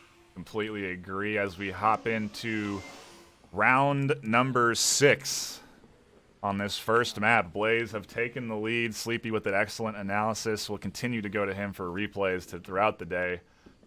That is working out fantastically, if I may say so myself. I would definitely agree with you there. And I think just to further drive home how strong the shield is, Naoko is going 8-3. He's been a devastating force for Blaze, as Sleepy said. And if he can keep that up on this round, going over the shield on the north, he could potentially go straight in from the northern side, get behind the defensive beginners. I was thinking we may see some C4 for beginners to defend against the shield because they have to know it's going to come from Naoko. But I don't think we've seen anything like that yet. And Verd's kind of leading the charge here. He's the one that catches those C4 out, or has in the past, so should be able to identify anything. No Man trades with Woods, and it's a kill for a kill, and neither one of them resable. A double headshot trade, and if you'd seen the angle I'd seen, that was incredibly tight as well. That must be 1 in a million. Shields on his own, North Alley. There's Naoko solo pushing north. Woods took some shots out on him, didn't land anything. He did call that out. And take a look at beginners' defense real quick. They are very weak holding that north push. Yeah, they're in big danger if they let Naoko get all the way up here. Oh my goodness. If the rest of Blaze can just pressure and cover the rotation angles on that west and northwestern side, beginners stand a very high chance of actually getting capped on here, maybe. Woods has readjusted and tucked himself into a corner. Maybe he's hoping to catch out Naoko in the back or something like that. Prefontaine trying to take out the roof position, and Blazer positioned somewhat well. I think that these two in the middle, Cryocell and Verds, are in a bit of a tight spot. It's going to be tough for them to be able to advance forward with the way that the beginner's defense is positioned. Woods rather does appear to be trying to peek Naoko up on this north side with a nice long-range angle. He did seem that he thought about going for some shots, but Naoko also did see it and is backing off a bit. He's scared of a nade. Yeah, and you can see the rotation here. Killinger coming back to also maybe assist Naoko. Or sorry, to assist Woods deal with Naoko. I think he was trying to go for an airburst on the corner there. It almost worked out very well, actually. Killinger's pretty unhappy with the moves that Woods is pulling off here, but so far it seems to be working relatively well. Nalco is well out of it. He does not feel comfortable pushing that far north side anymore, and the rest of Blaze, I think, is kind of lagging behind here. Yeah, they are definitely getting a bit stalled up as they start to finally move into that front rooftop courtyard area. It's a risky move if they're not going to nade it. Smoils here on the corner. He finds Birds trying to come out in that middle street. The nade doesn't go up. It's a smoke. Both of them. I'm not sure that was intentional or what, but I think he wanted them to go up and over and block out Smoil's vision. I'm not sure what he's trying to do with these smokes. These are definitely not intentional smoke throws. 2 of them getting messed up there 3 times now. That one actually landed perfectly That's on the rim. what he was trying to do. That's exactly what he was trying to do, I think. Because then Smalls can't redirect them, of course. That totally blocks out That's that kind of angle. ridiculous. There's no way. It couldn't have been intentional. But he threw the That'd be 2 at the impossible. exact same spot, dude. I don't know. Either way, it causes confusion as a team kill comes out from Prefontaine. He is Resable There's going to be a fortunate. double revive at least. Oh, yeah, you're right. No, he'll get Verds first. Oh, no. Smalls, though, he's going for the confirm. Yep, he gets some information. As Naoko is still a threat, we've completely forgot about him. He's solo up in the He's north. pushing really hard now. This Blaze team definitely putting some pressure on both sides. Is he going to be ready for Goes for Woods? Woods. Oh my gosh. He must know. Woods knows Nalco's here. He's trying to go for Killinger, actually. Woods doesn't push it. I'm surprised Woods didn't crash around the corner. Now he's trying to get it. Almost catches him in the back. Nalco turns. And they're stuck inside each other. Nalco finally confirms Woods. Here comes Killinger. Can't pick him up. Nalco gets the reload off. Such a savvy reload. Nalco thinking about going for the AR. Killinger and him trading shots here. Also the support coming in from north. The rest of his team starting their push here. Nope. But Prefontaine is Nope. going to get picked up, and Verds devastating the rest of Blaze. Way gone. Beginners are not going to let Blaze have this one so easy. It's going to be all up to Nalco and his laser pistol accuracy. He has 1:10 left, so he has time to work with. I think now he's just realizing he's the only one left. As long as there's no nades, he could actually pull this off, though it would take a seriously amazing play. Almost catches Killinger out. He wasn't able to snap up there enough. Smoils peeking up over the edge, and they're trying to split their pressure onto him as they finally catch him out from the side with Kensai. And Beginners keeping things tight, and we're tied up 3-3. One team kill may have just cost Blaze this map. That team kill onto Carousel, that was not what Blaze needed. And Beginners, that was the perfect move for Smalls to rotate down to confirm that kill above anything else. Yeah. He abandoned his position, and getting that confirm onto Carousel, that could have, if Carousel would have stayed live, that could have easily won Blaze the round. They would have more backup to push up to that roof, and it might not have been a double kill from Smalls onto the 2 members. We are keeping things tight, to say the least here. This matchup definitely proving to be a good one. The semis not failing to deliver. Take a look at another replay from Sleepy here. If we have time, I think we do. Sleepy, why don't you run us through this replay you got here for us? Remind me what replay you have? I think it is. You pulled me in a little late in your statement. I think it is the a push from Naoko here onto the APC. Beginners are all tied up 2-2, and Blaze taking the lead on defense here.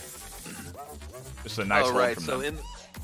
in the clip, it's just essentially kind of the end of the round here, where Blaze eventually kind of take it to lead against Beginners. You see a flash come out. It came in a little high from Noman there on the APC. I forget who that was. It's a little small. Gets picked off though by Cryocell on a push in the north, and then you also have the guy Noman was looking at also go down, and Blaze take the lead. So just a little bit of a swing of events, really, nothing more, nothing less. But yeah, so we've got Blaze now in the lead. Well, spoiler alert, Sleepy, you're a bit behind us. Things are all tied up as we hop into round number 7. Beginners and Blaze. Either way, a good matchup. Yeah, no kidding. Beginners here about to go on the offense. We'll see what they're able to do. This is the one that Blaze cares about. Verds. This is a very strange position. I've never seen someone play this before, up in the kind of central, northern, west side. I wonder if he realizes he's just a smidge exposed. It's going to have to take a real disciplined Marsoc person to spot this out, but he is a touch peeking out here. We head over to where Icy Woods is. He does see just barely peeking out, though. There's no way he'd expect it to be a Volk player. And he might think it's part of the pull there as well.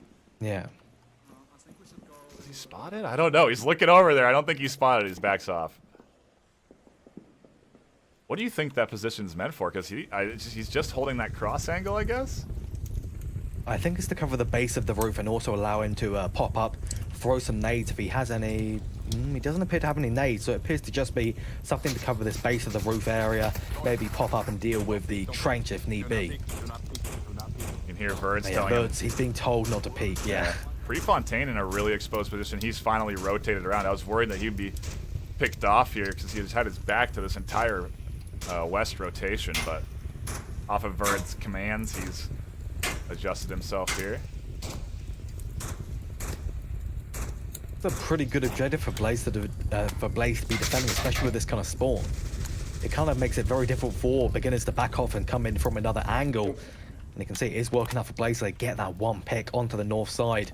A pretty important one too. That one's going to be a guy trying to push down the base of roof. With this objective, I mean, yeah, with any objective that's over near ambulance, you just have to be aware of Naoko's possible position there. You can see so easily through the ambulance and catch out any rotation down that big hill. And that's exactly what he does. He was just peeking through that ambulance, and you can pre-fire it, trying to deny the coverage there, but it's so hard to do.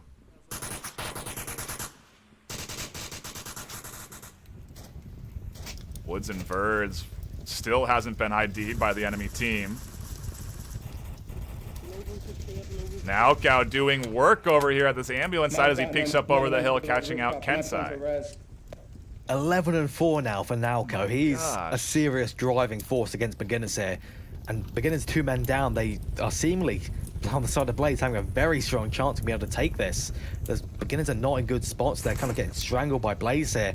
Perhaps Verts is going to be coming in kind of for a rush up the western side maybe. I'm kind of feeling that as a Verdsy move.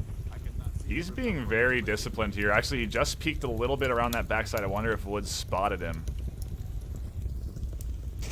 But yeah, I'd expect Verts to be playing aggressive as well, and he's just not. Yep, he did. Woods catching out that tail end of Verds, a very important pick that's going to allow them to have a little bit more control over on this west side. Look at this from Icy Woods here. This is the really good position. He's careful of flank. He knows that Blaze does go for flanks. He's popped up the shots, and now he's watching his 6. He's sitting inside the bush for some really good concealment. Any member of Blaze coming up here will get seriously tripped up by that. Yeah, nobody is rotating. Everyone's staying real tight on objective. Cryocell, look at how back Noman is. These are actually some pretty risky defensive positions that I think they've rotated off of to sort of hold the west, but they're opening up their middle to be very exposed.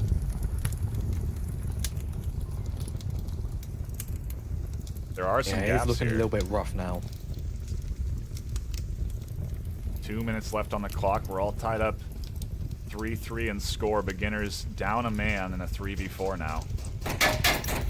One member of beginners gets spotted way up on the eastern side by, let's see, Cryocell and Smiles. Seemingly the flanker for beginners here. He's gone around on his own several times. Often with that smoke, he's across. I imagine they are going to have a rotation on Blaze to watch that southern side so he can't get all the way across to the flank. I actually think he threw that smoke behind him so that Cryo would think he was going to still try to cross. And so now Cryo is waiting for him to cross, but Smoils has already done that, and he's way ahead already. Oh, maybe Naoko didn't. Maybe that call didn't come out from Cryo then to call out for Naoko to watch his 6th. Doesn't matter though. Noman gets picked off on that western side by Icy Woods. Minute 15 left. They're going to have to start to make their move towards objective. They're going to have to start pushing through Prefontaine and Naoko. Killinger, Smoils trying to deal with Naoko. He finds another kill on the Smoils as he maybe can finish off. He can find 4. He can find the whole squad if he's fortunate enough. He'll have to rotate back towards objective since Woods is a threat. 50 seconds left. Killinger He's in the smoke, goes in the down to smoke, in the Nalco. Is smoke. Nalco going for a squad wipe right now? I think he might be. He's going to get cake from his team here. Mama Verge is going to personally bake one now. It's just Icy Woods. He's most likely going to get railed by Cryocell. He's making a lot of noise here. I think he wanted to throw that a little bit farther. Cryo hasn't rotated around. Woods is here. He's nearly on objective. They have no coverage. And the Prefontaine team kills Nalco as well. Woods, he's going to slip straight through under the cover of darkness. Nobody's realized this. Oh my Prefontaine gosh. has got to get back to objective. Nope, they have a lack of coverage. 9 seconds left. Can he punch it in 8 time? seconds. He could run out of time. He's going to run out of time. 5, Let's see what he needs to get this in 4. the next 3 seconds. He doesn't realize. He's going to run out of time. Blaze, take Blaze gets it. That is unbelievable. That is a clutch of clutches on pure luck. Oh my goodness. Blaze getting so incredibly fortunate right there. He had the pad out. The time's on the pad, Buxton. I guess he was too focused on the code. He didn't have the main screen up, just the code. What a blunder on the side of beginners, losing that final round by the skin of their teeth. That could have been a 5-3. That could have been an amazing clutch, but no. Oh my gosh. Oh my god. The adrenaline's pumping over here, that's for sure. Now Gal 13-5 on quarantine in the semis. That's unbelievable. The heck? It's utterly unbelievable. Wow. I'm not sure why Blaze left. Maybe they just like blacked out. I don't know either. Forgot what was going on, yeah. Oh, I did notice some lag at the end there, so that would explain it. They're maybe remaking the lobby as we hop into the second map, but I think we're gonna get a little time to digest that quarantine one, because, oh boy, I'm gonna need it. That was a fantastic start to this semifinals. Yeah, absolutely. I don't think it could have started off better, really. The close rounds, the trading, the flanks, the almost 5k from Nalco narrowly avoided getting a full squad wipe by the Kappa running out of time. Unbelievable. What an excellent way to kick things off here. What's the next map gonna be, dude? It's Blaze's pick. I think they go cargo the way they're playing, or maybe, I don't know. What do you go? Bazaar, maybe? Is Bazaar the right choice? I guess so. Bazaar maybe, because Blaze does do pretty well on Bazaar. I don't see Downfall coming out from Blaze, but they do apparently like Downfall, so maybe that's a possibility. But playing Downfall against beginners, I wouldn't feel confident doing that. Beginners, they played Downfall a lot. They're an EU team. They know how to play that. So I'm feeling a Cargo here, or I'm feeling a Bazaar for certain. Maybe a Cargo. Subway. Maybe we'll see Subway and just defy our expectations. Who knows? Nope. Blaze has picked into their strengths, if you will, and they are going to be going into cargo for our second map. They could be going for a 2-map win instantly then. It's going to be all on beginners here, in my opinion, because this is Blaze's map. It's their pick. And honestly, I think the Marsoc Volk sort of advantage just goes out the window on this map in particular. Yeah, you can really have a Marsoc win several times in a row. The Volt trading, unless you have some really solid positions or something along those lines, it can absolutely go the way of the Marsoc team.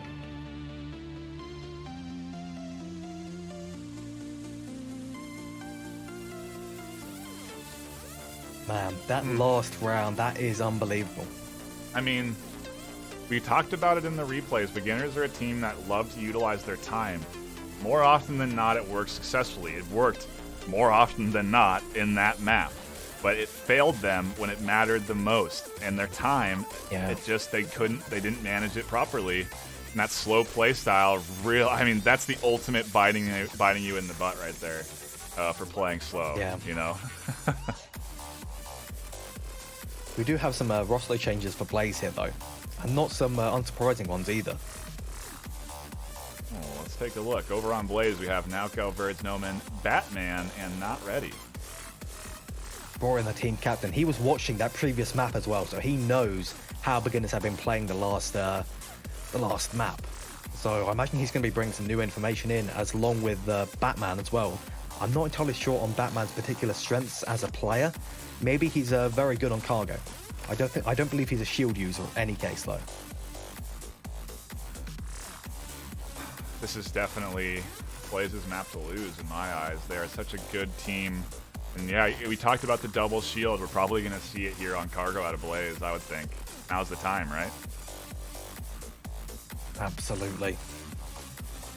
I expect beginners to be getting into that kind of state of doing their counter strategies though.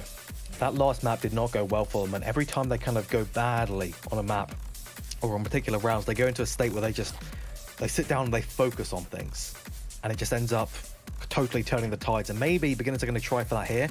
They did do some kind of unexpected things against Lemon Squad on cargo during the round robin, where they had Smoils on the flanks. He appears to be flanking a lot, so if Blaze is aware of that, then it could work very well for them. But if they're not, they're going to get flanked, and it may totally decimate them on several rounds. Oh my gosh. I'm getting my adrenaline pumping just watching back this replay right now.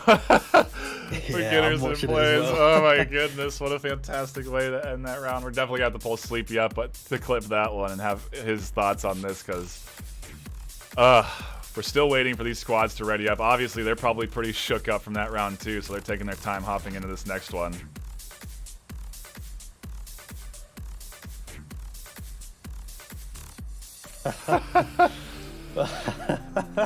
Oh, I can't watch it back with a straight face. I know, it's just too ridiculous. It's so insane. We're in the semis and things are coming down to the wire. It's how I love it. This is what I feel like for a while, the Master League in particular, we've had top dogs that really outshine any other team. You know what I mean? Teams that just stomp on players. And it's like, okay, we know these guys are going to win. We know they're going to take first. You know what I mean? But here, I feel like in this day and age, Season 6 in particular, these squads, everybody is so skilled. It's anybody's ball game, and we're hopping into cargo. The second map, Blaze up. So going into their map choice, the double shield, Nauko and Verds. This is where Blaze want to show their muscles here. Verds appears to be going straight in along with Nauko. They're not messing about. He's going to deal with Smoils here on the corner. He's going to be ready. Smoils not ready for the shield. One down for Blaze as they start to push in. Verds and not ready. Converging hard. Not ready finds one. Woods picks him up. Verds trying to find the frags with the pistol, and they're starting to converge onto them in this 4v3. The smokes are thick, and Verds actually dropping back. Rotating around. Killinger trying to get aggressive on them. He may not realize the rotation here has happened. He almost gets team killed by Woods, and Killinger now in the smoke behind enemy lines. He might be able to catch Verds out, and he does. The trade there from Batman. Killinger comes up, finds Batman in the middle. He's being a real threat, a devastating pusher here. Catches Nauko out, and finally, No Man on the refrag. We're into a 1v1. Devastating triple kill. Absolutely devastating. No man needs to back off and rotate. That's what he needs to do right here. He can't afford to continue pushing up this east side.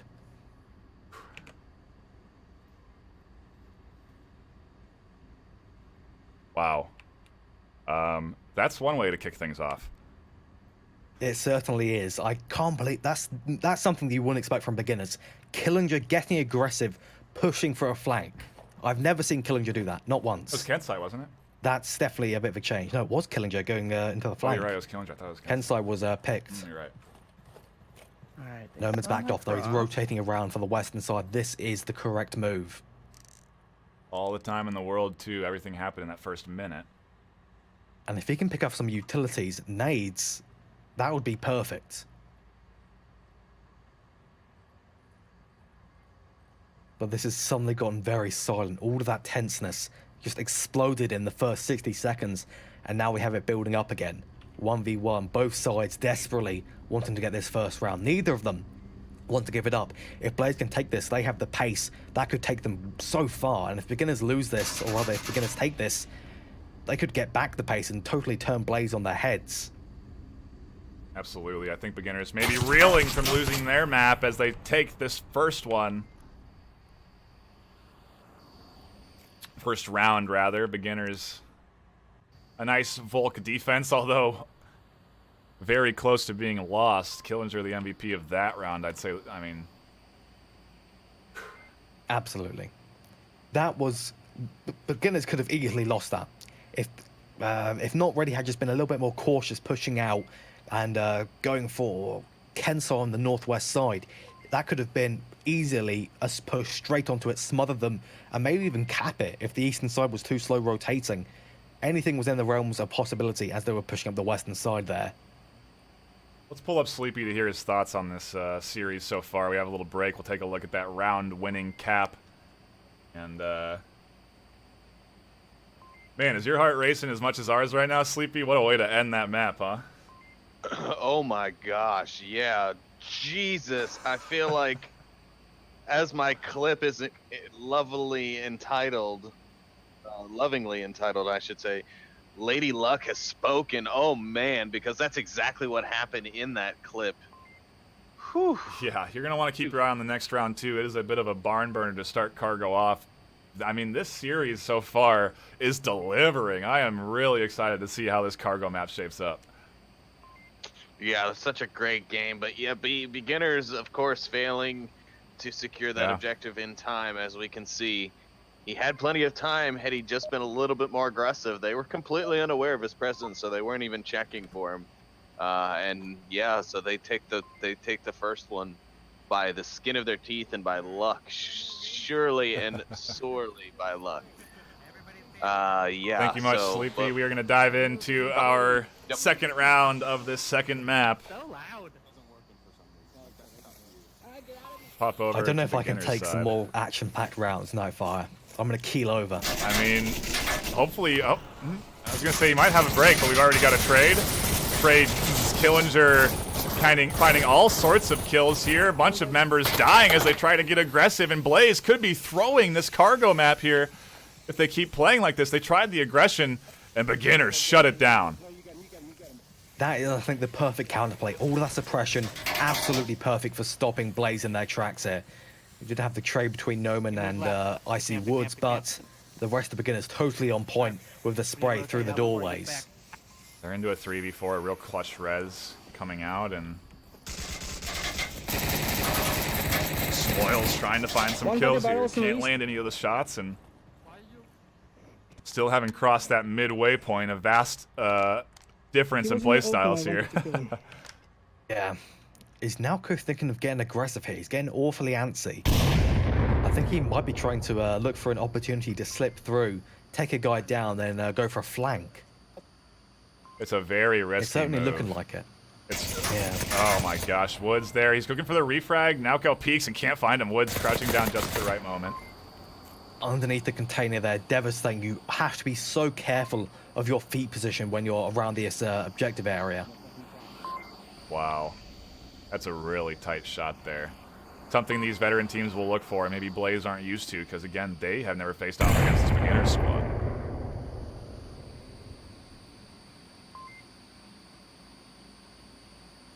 Nalco's got his tablet on the floor now.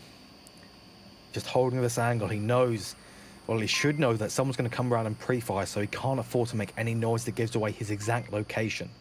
The fact that he's standing is actually kind of surprising. I would have expected maybe him go prone, just to make sure he minimizes the chance of them coming around chest height or head height gun angle and just totally decimate him. But beginners have slowed down big time here. They've got their picks. They know they can just sit like this and move in same as usual. Yeah, they're reverting back to their normal play style, and I think they may be pushing up a little bit faster time than normal. I think they'll probably see an advance around 2 minutes instead of 1, but they're just looking for another pick. They should know they have 3. They're very good at communicating when they have 1 down.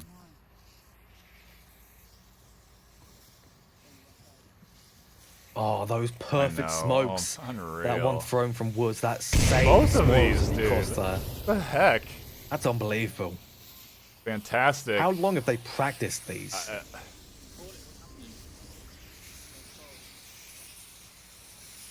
Not sure, but here comes the move. Smoils calls out, let's go. Now Cal peeks out, finds 1, finds 2.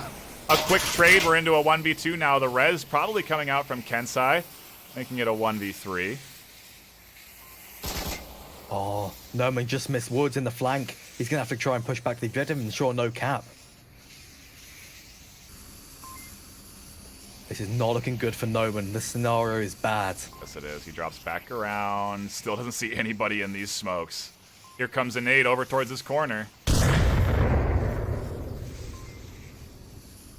He needs to deal with Kensai before he can push out. And Killinger, he's going to ensure there is no way Noman get back to the objective. Noman is totally locked in here. He cannot escape. Woods is going to flank him here, and he catches Noman out. Beginners, they are absolutely starting to run away with this cargo map. They're looking good. And they've taken 2 already going into that defensive round. Killinger 5-1, and Woods 3-1. They're definitely responding. Yeah, absolutely. Blaze, they need to do the same kind of thing that they did on Quarantine. They need to get that one break they need to just continue, take back the pace, and start playing like Blaze again. They need to start evolving a bit more, deal with beginners' aggressive pre-fires, aggressive pushes. If they can deal with that, they stand a very good chance to be able to at least go for a 3-4, something along those lines.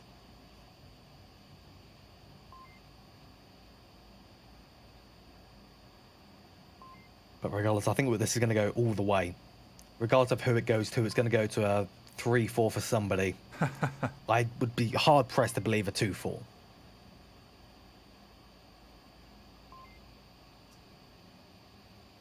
Wow.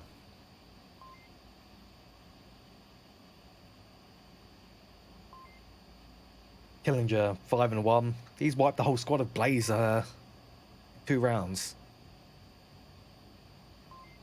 For his team, unable to kind of pick up those kills themselves. He's hogging them all on his side. He wants all of the kills for beginners. But hopping to the next round in the next couple seconds, hopefully.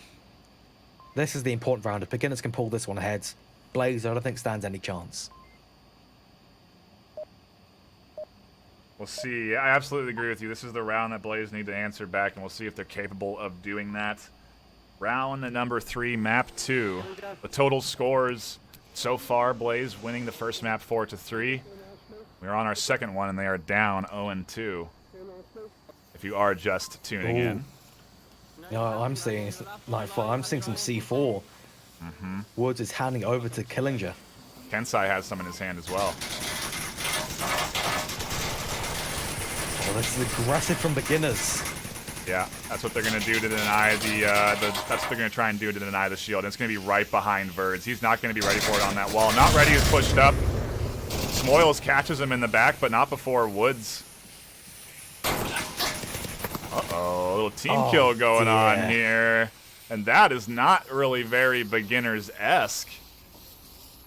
They did do it quite a lot during the semi-final, so maybe they're spooked, and a perfect nade from Noman takes down IC as well. Gonna get that revive off immediately, at least. Gosh, I feel like I'm... Maybe they're feeling the pressure. The team kills, we saw the same thing during the round robin. There were many team kills.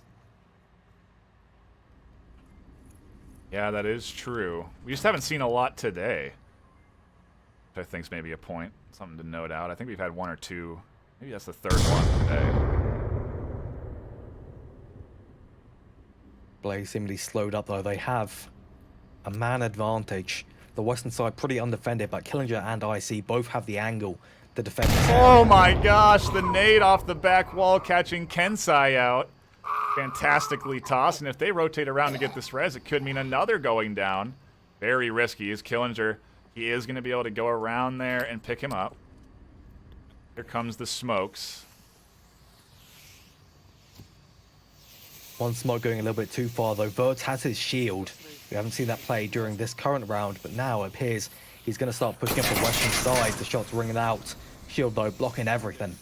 The C4 that was on the wall is gone, so it's not something he has to worry about. Batman pushing up into the middle. Naukao also with his shield. He's the real shield user, I think, on Blaze Squad, and he's the threat they have to worry about. If Verds can cause a distraction, that's optimal. Here comes some more smokes. Naukio's pushing up. Killinger should be able to spot him on Icy Woods. At least we'll be able to hear him. Here he goes, pushing up. The eastern side is under pressure. Shots from Noman over the top of the shield don't land. Woods tries to come around the side. He gets picked up by Noman. Noman finds Sorry, Killinger finds Batman, and they're both pushing up to objective. Bird's here. Pad out. Is he capping? No, he can't cap from the side. The objective's on the other side of the container. Kensai, though, gets picked. Bird's unfortunately not able to do anything there. Yeah, Blaze wanted the cap, but they couldn't pull it off. Instead, they opt for that final kill as they had 3 surrounding that final member, and a fantastic answer back, exactly what they needed. You could almost hear sighs of relief from Blaze that I think they knew they needed that round too. Yeah. Oh, Blaze have got that back the pace. If my prediction rings true, they do stand a chance to be able to take this back. Take it back to the 4-3, because beginners, the 3-0 lead, that's basically a death sentence. But now that it's only a 1-point lead, we stand a serious chance of a comeback, because they do have the Volk advantage against beginners. Maybe they have a little bit of a 1. It's hard to really figure out if they do have a Volk or Marsok advantage, but we'll see. Take a look at this replay from Sleepy. That triple kill coming out from Killinger to hold on to that first round from beginners. What do you think, man? This is a barn burner of a match so far. Yeah, it really is. And Killinger in this play, just totally crazy. He gets behind enemy lines. He picks up Birds. Then he's going to grab Batman on the refrag. And then he finds the infamous Naoko in his shield.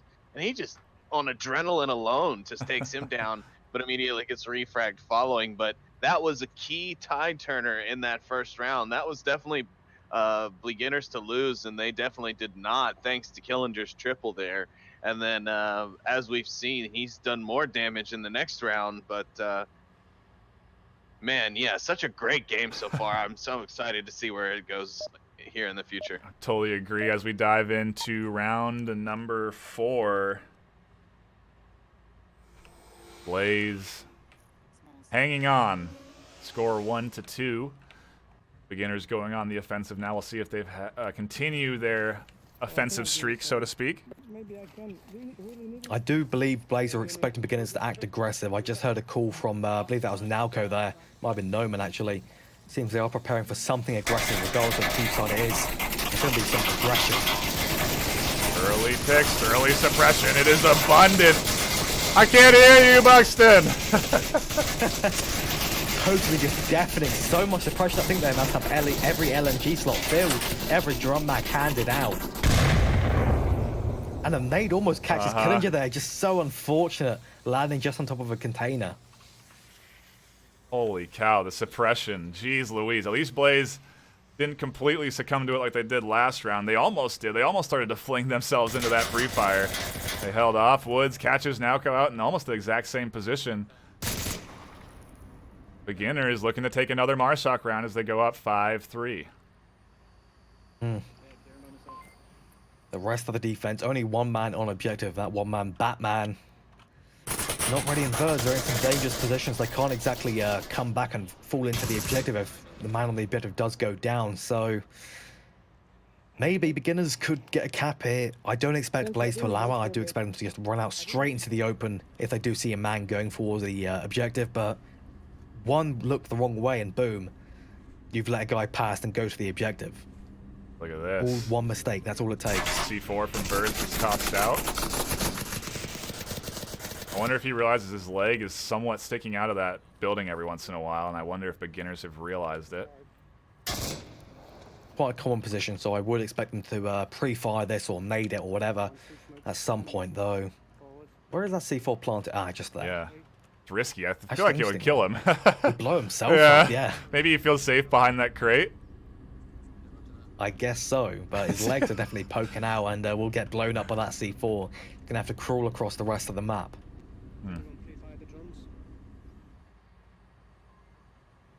The pre-fire, though, they've slowed down yet again. This is what beginners are trying, it seems. Yeah. They get the early picks with the pre-fire, then they slow way down and kind of wait Blaze out. Wait for them to make some kind of mistake. But really, maybe make a mistake popping up those shots. Almost gets picked, but almost takes down Woods in the process. Yeah, Not Ready was holding that angle, waiting, and Batman with a nice peek catches Woods out on this side. The call-out's probably from Not Ready, radioing in positions, and now beginners losing one.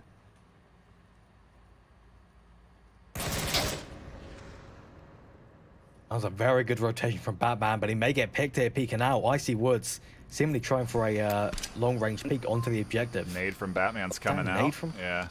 Oh. Oh. That's disappointing. That could have been really good. A very fortunate drop back for Woods, honestly. Saved his life. Another nade almost killed not already on the western side there. That's definitely spooked him a little bit. He can't afford to stay in this position any longer. Beginners are aware of the time.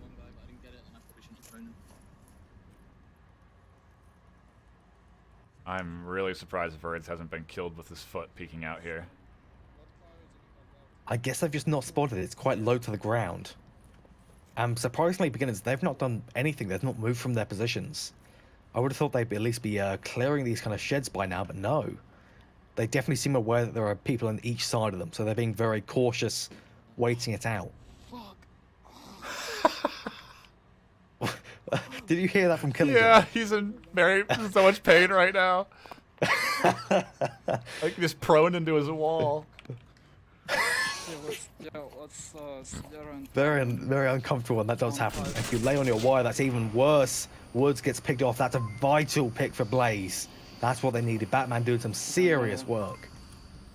Evening things out here. Absolutely clutch. They're going into a 3v3. Kensai's going to try a smoke. I thought it was going to be another nade on to not ready. I believe they're mostly out of utilities now. These are their final smokes, their final nades. Everything is gone now on the side of beginners. Here they go. They're pushing in. Smoils is going to cross over. His Bird's going to catch him with the C4. Is that going to work? It does.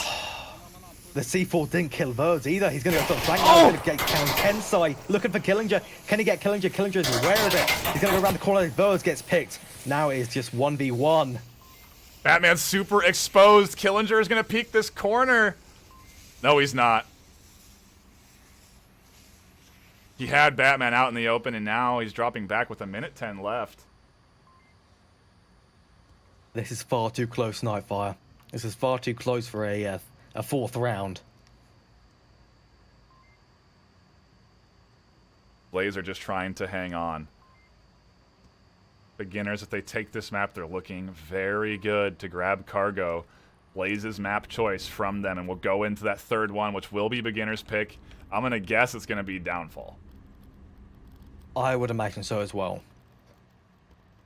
Unless they've been secretly practicing Subway or something like that, Killinger, he might get picked if he pushes up any further. Yeah, I guess we shouldn't be talking about the next round yet, because Blaze are still in this one. Batman finds Killinger, and we're tied up 2-2.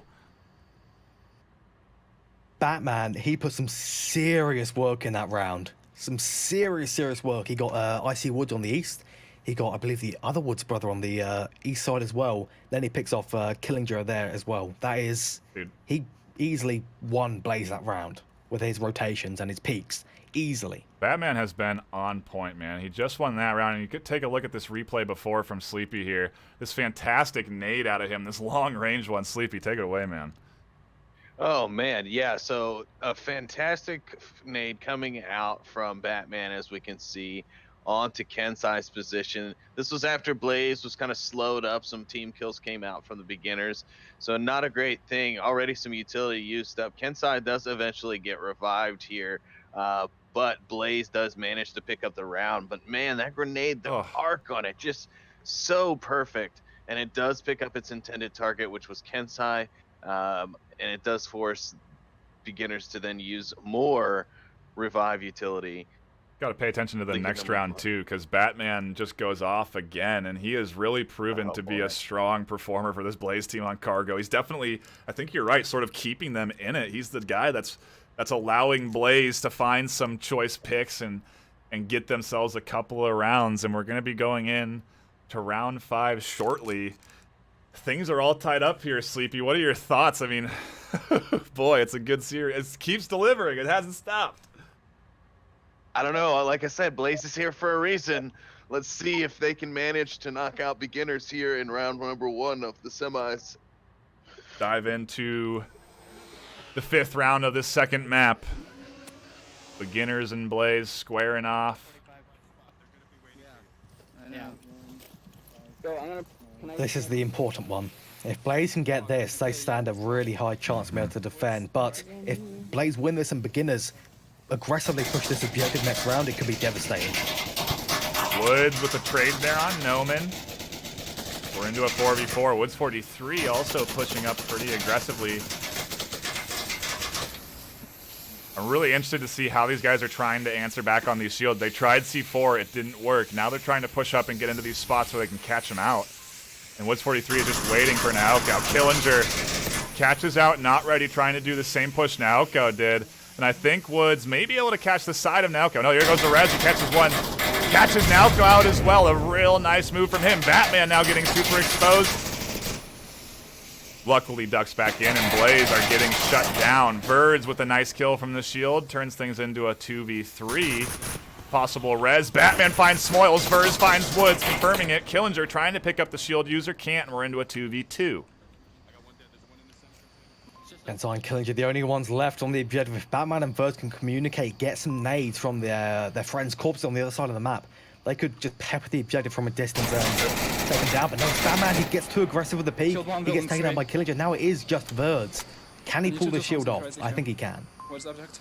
Oh, he's in building 3, shield building 3. Killinger just spotted him. He saw him looting. They have the possibility to flank. Is Killinger going to get out there and aggressive enough? It's a good rotation, I think. He's got the perfect line of sight for the entire map now. That smoke is But he good won't for see Blaze Birds, though, crossing yeah. that far.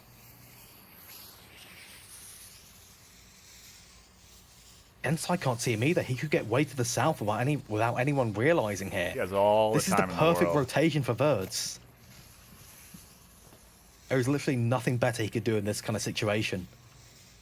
He's going to slip in from the south without anyone on Beginners realizing until it's already too late. As long as he executes well, this is incredibly good for Blaze. Footsteps could give him away. Kensai very exposed and also still checking this side every once in a while, so he may be able to spot Verz if Verz plays this poorly here. Oh, he looks away. I think Kensai Looked spotted at each him. other. Yeah, Yeah, he spotted him. Killinger's going to be rotating in. Or is he? Yeah, he is now. A little bit of a slow rotation. But he's going for the flank onto the eastern side, it seems. Definitely adjusting their defense well. It's really cool, man. You see Beginners. Kensai realized where they were, and he instantly dropped back. He retreated from his position instead of trying to hold it and took up a more favorable one that would be able to hold a bit deeper. And now Killinger also doing something Verz. similar. Yeah, Verz has expected the rotation from Killinger, though. He's seen him as well. Or the Killinger has spotted Verz. And Verz goes down. Not looking good for Blaze anymore. Yeah, they have been playing very well on Marsoc, getting the advantages with the shield because they are so skilled with the shield, but Beginners there finally denying them. Killinger 10-3. My, oh my, he's going off. His rotations have been absolutely perfect. He's mirroring Batman. He's mirroring the kind of fantastic rotation that Batman pulled off in the previous rounds that saved Blaze. It really shows just how important those rotations and the correct timing are in Onward above all else. As long as you can hit your targets, it doesn't matter as long as your timing and rotations are good, it seems. Because every time they can pull those off just perfectly, it works out so well for both teams.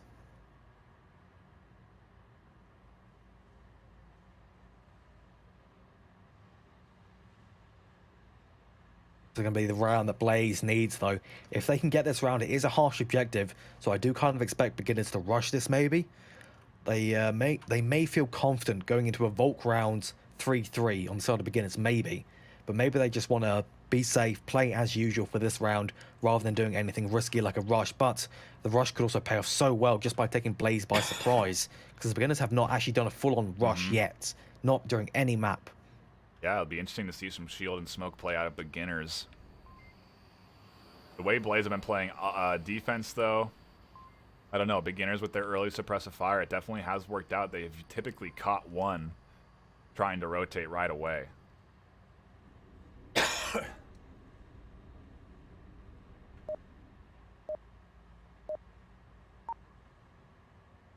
Round starting, though. This is the all important round. Potentially map Because I don't point. think today's... Yeah, I don't think Blaze will have too good of a shot and downfall against Beginners. They're good on it, but I don't believe they're Beginners good on it. What did you tell me to do into it with? Smokes here for beginners coming out. Oh, yeah, no, I definitely will. I'm noticing some aggression from Not Ready here. Is he pushing all the way up? Yes, he is. Catches Killinger on a trade. Killinger still resable, though. I imagine Beginner's going to go for that as quickly as they possibly can. Kensai and Smalls both going to try and go for it. Maybe Kensai just giving some Overwatch. Yeah, that'll be a nice, easy pickup. Smoils dives into a corner first and then gets Killinger.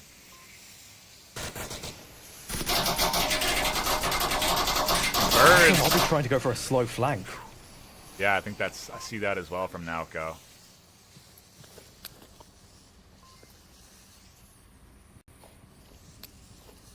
They're coming out, not going to do anything, unfortunately. A lot of smoke on the side of Beginners. Naoko wants wood so bad, but he has to play it quiet. Killinger finds Verds. Naoko could be late on the rotation here if he doesn't hurry up. Yeah, he's got to stand up and start rolling because Beginners are already in the southeast side, the same position where Verds was in. They need to be careful. Naoko goes down. Woods gets a counter rotation and takes him down. And 2v3, or 2v5 actually, really not good for Blaze. They need to pull off a miracle. They absolutely do need a miracle. No one's so exposed here to Smoils on the corner, and Killinger picks him off. And now, in a 1v5, Beginners are going to take Blaze's map choice, and we're definitely going to go to a third map here. We absolutely are. This is the map. This is the map that Batman, that Blaze, that they all did not want to lose, but this is the one they are going to lose in the end. Woods pushing Batman up. is going to get rushed by Woods in a trade.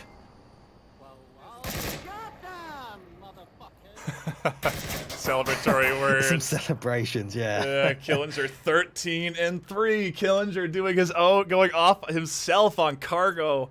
Absolutely dominating, carrying Beginners there to that 4-2 victory.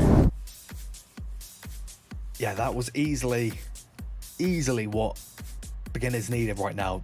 This third map, this is going to be incredibly tense. This is the one that decides who goes to that grand final against either Globochem or SMC.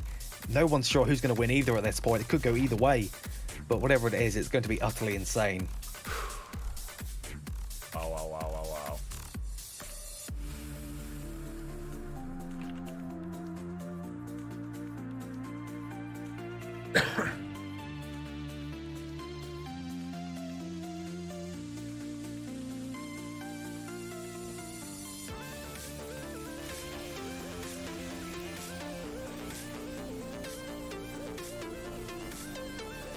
We are going to our third and final map.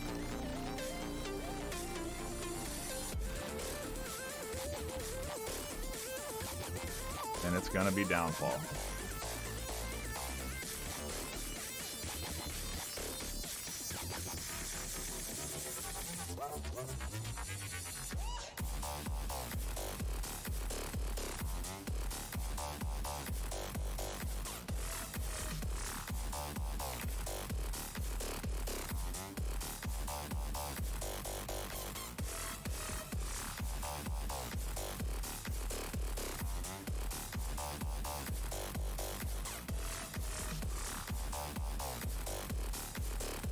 I think we are going to pull in our co-caster, Sleepy, for his opinion on the map. Sleepy, good sir.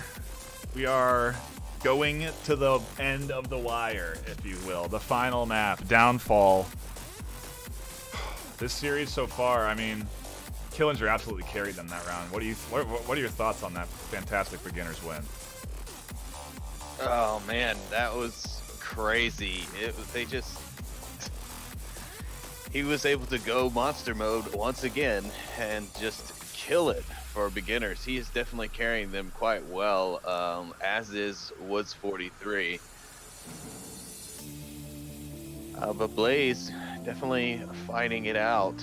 They are definitely giving us a show. Some great games here going on here in the semis. And this is just round one. We still have SMC Globo here in just a little while. We're going to map 3 though. Beginners, of course, taking that map. And It is gonna be Sleepy. downfall. Yes, hi. I don't know about you, but hello. I don't know about you, but I think that this match here, I think it will concrete Blaze as a top tier team. What are your opinions on that? Up there with Danglers, with Boss Fight, with Globochem, with SMC, the big six now, I guess. I think if their whole journey doesn't concrete that they're a top tier team, then you're well, quite frankly, you're an effing moron. Because this team knows how to play. They play well. I mean, look at their match against Danglers. I mean, I'm pretty sure a lot of people expected Danglers to take that win. I think Danglers expected to take that win. Now, a few series of unfortunate Blaze events expected do Danglers happen. to take it. Yeah, I think even Blaze expected Danglers to take that one. But yeah, I mean, they're playing fantastic, and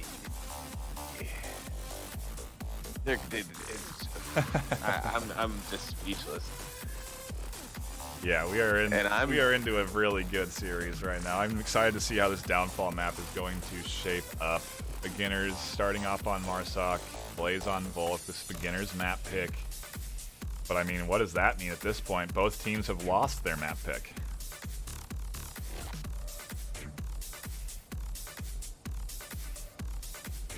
I guess that you can't predict what could be going on next. You can't. It's impossible to predict what could be going on in this match. I know I can't.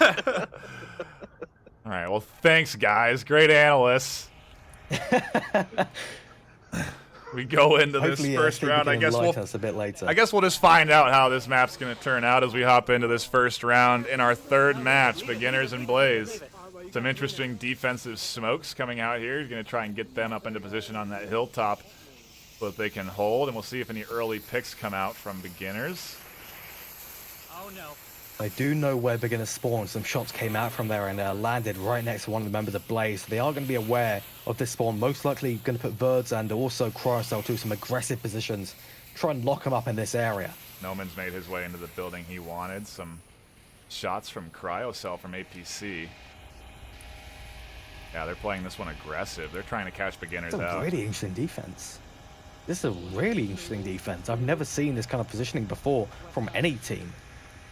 Basically, You've got Nalco proning through the valley. yeah. One guy in south, then three in the center of the map.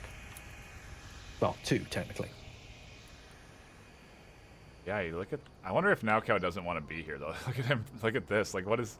This is such an insanely seems- risky move He's spooked. to be proning across the Looks middle like the of the smokes street. weren't perfect.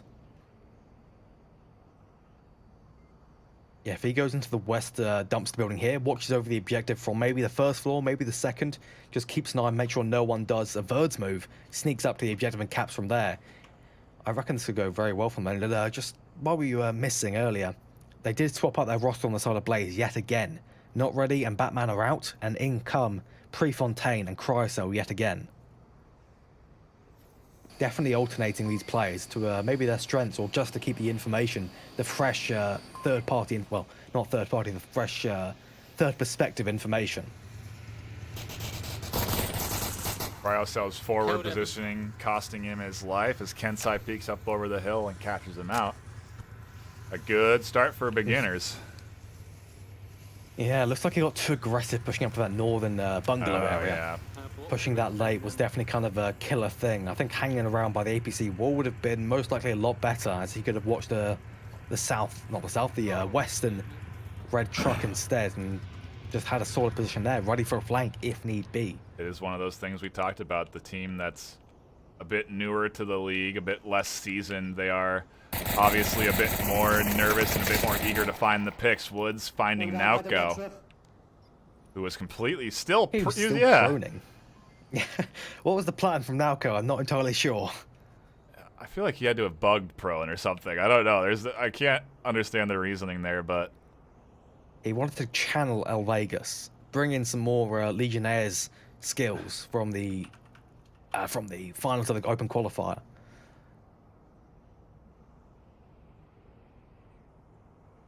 Omen's in a pretty good spot though, actually, thinking about it. They didn't actually need Nalco inside the west area, because Nerman can still watch that kind of angle of prone capping from this south overwatch. And you can also watch over to the eastern side of this building where the hills are, where Kensai and Woods are both skulking about. I don't think they're going to be ready for Noman up there. I think they're going to assume those smokes. I don't know, because they saw the smokes out there. Woods is looking over there, that's for sure. Ooh, that smoke is perfect. That is disgusting. Wow, Noman, though, catches Woods out on the hill. He'll be dead instantly. A very nice pickup, and I didn't even know Noman was holding that angle. I thought he was just watching the long one, but he has a nice peek out through that window. Yeah, looks like that smoke popping off kind of alerted him, and he popped back, though. Kensai and Killinger, and also the men in the North Hotel, as that. They both know they're here. There's actually a low red truck. Yeah, he tried to take me down. He missed. Yeah, Noman is getting suppressed on all angles now. Catches one bullet in the He's side. really scared. He's on the ice cream truck side. I'm hit. Noman knows he's in trouble. Killinger and Kensai continuing their move tight along this ravine. They know they shouldn't have to be scared of the white building anymore, just as there's one in the south overwatch. And he's getting pushed, slowly but surely. Yeah, I'm taking a look at the other positions, Verds and Prefontaine. We got one on objective, but he'll be exposed to Killinger's position pretty soon if he decides to peek up on the hill, and do not know what their plan is. They're going to smoke out Noman. Nope, went a little bit too far. Well, that one's good. That's a good name. Not quite in. He's totally stuck. Smiles, Killinger, and Kensai all just suppressing him. Noman, though. Killinger, he gets down by Icy Woods. What a blunder. The North, a little rather low red truck, not working out well. Now Prefontaine is also looking up here. He's watching Noman's back. Noman should hear all of this. Yeah, he can. He got team good. Yeah, Noman just called it in. He heard Killinger complaining. Noman doesn't hear That's this. like getting Killinger that gets the revive res. Unbelievable. Why is Noman not peeking this? Oh, wait, he's too scared of Smalls, of course, but now Killinger's got his back turned. He misses! But he misses the shots. And he takes his hand off his gun. What's going on radioing here? in! 35 seconds, though. Birds. Beginners doesn't have too much time. They don't. They only have 30 seconds. Prefontaine's on objective. Verds is here. Woods is worried about him. And he's holding him here. Woods is trying to peek this. He catches Verds out. 25 seconds left. Prefontaine needs to hold objective. 20 seconds. Woods is here. I see Woods is trying for it. He rounds the corner. He's Prefontaine can't get the trade, and Woods saves Beginners. Because I think they would have run out of time again. But they start things off with a Marsoc win. What was the plan in the south, Nightfire? Taking the hand off the gun when there were two enemies right outside the door. I thought Noman would be able to hear all of that conversation out in front of him, and that's like He could see it even. well, that's such an easy pick too, man. Because you know the res is gonna have to come out. You heard the down player. He heard him get up, walk about as well. And Beginners almost run out of time anyway. Even with that, they almost run out of time. Oh boy, Unbelievable. keeping things real tight. But yeah, just mistakes there that Beginners were able to capitalize on. I feel like Blaze really could have taken that round from them. They absolutely could have. It's like we said during the pre-show, Beginners, they capitalize off of mistakes. If you make the mistakes, they will use them and they will win the round, but there was just so many. There were so many that round that I can't believe Beginners actually, or the Blaze, actually made it that close on terms of time.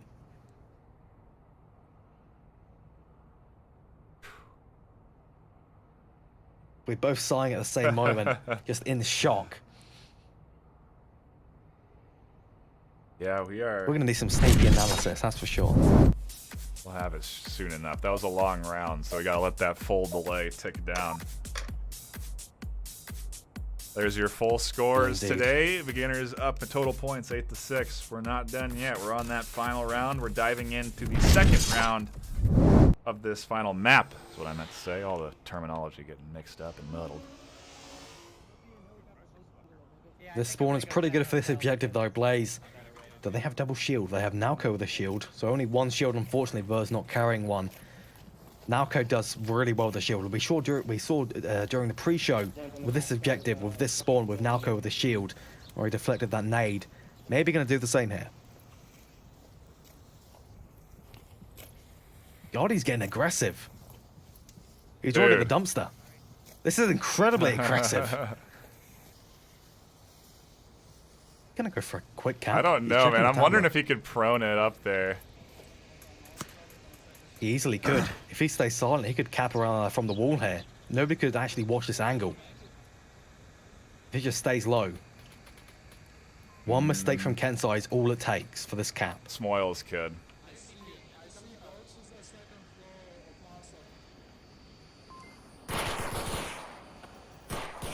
Kensai finds Prefontaine. Woods is gonna deny it. Right, smokes on objective though. That's good noise cover. Noman got Wood. Malko's here. Both of the two members of beginners in the south side though. He knows he's got to be careful of Look them. at this. He drops back to the rock. He's tucked in. Killinger finds Cryocell. And Blaze are losing members here. Malko's in a bit of a jam. They still haven't realized he's here. They haven't. He could actually walk on objective right now. As long as he stays in the smoke. Looks like Smalls has spotted them though. Has he? I think so. Kensai has definitely though. He's trying to move to Killinger. objective, but Killinger has also moved way up. Oh, Naoko rotates around at just the right time. Verds is up here too. He's trying to do some work. Killinger gets killed by Kensai's nade. Noman finds Woods. The raining fire down as Blaze push up onto objective. Another goes down for beginners. And now it's just the two remaining onto objective. Naoko with the shield. He's going to come in for the flank. And Blaze are playing this unbelievably. Naoko, he's back in the back line. He finds one. Killinger's trying to toss a nade. Naoko's trying to cap. Killinger gets the kill. And there's 3 left. Blaze want the cap on this objective. Can Verds get the cap here at the wall? Verts is getting it. Verts is getting the cap right now. This is going to go 2-1. He must be trying No, to he can't get it. He can't get it from here. He's right here. He needs to get to He's the rock. nervous. He doesn't want to do it. He's too scared. They need this suppression. They need more smokes. Desperately. Verds just needs to go. He can't. Killinger spots him out there on the corner, denies another, and finally they take the round. A roller coaster of emotions that round. Unbelievable. Jeez Louise. Utterly unbelievable. I didn't think, I mean, that was it, dude. That was a I was going to say, I don't think there could be a fast downfall round, but that was the one. The spawn allowed them to push up aggressively like that. Naoko with an insane speed, those smokes allowing the rest of his team to then just crash forward. Fantastic coordination all around, and just... We're tied up. If that smoke, if the smokes they threw was slightly more closer to Naoko, slightly more blocking the window that Kensai was in, that would have been a cap. He would have been able to slip through without being spotted by Kensai, without having to back off because of the nade. He could have definitely got that. But the smoke's just barely off by maybe 50 centimeters, totally blocking it.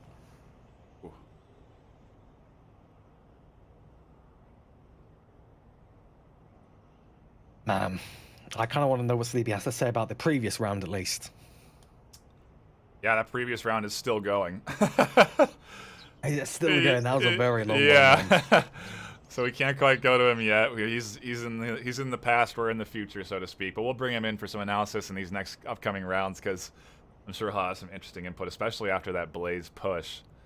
We should get a slow beginners round, and yeah, we'll be able to get him on that the next between. But me, oh my, we got ourselves a tight one. We're all tied up 1-1. Let's look at the KDs.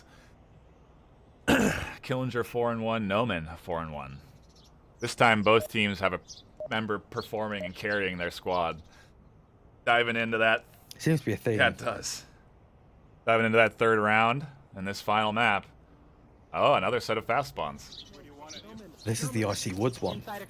This is where he capped in the smoke against G-Man. Yeah. This could be a bit of a danger for Blaze. Look at the defensive smokes, though. Nicely pushed. They're ready for a quick spawn.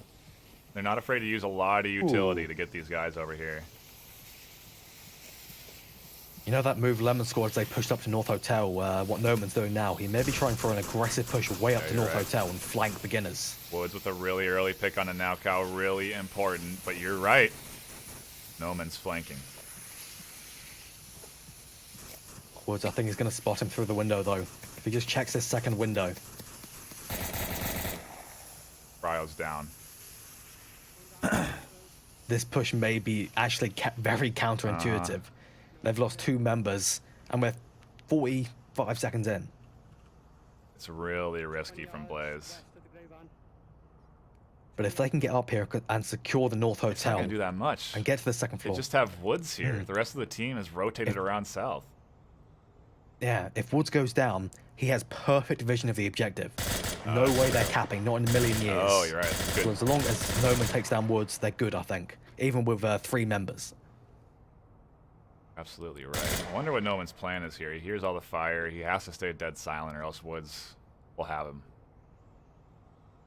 And the second Woods calls out as well, there's going to be a mass rotation. Well, not really mass rotation, probably 1 member rotating to try and deal with him, or at least back up Woods, try and go for the refrag.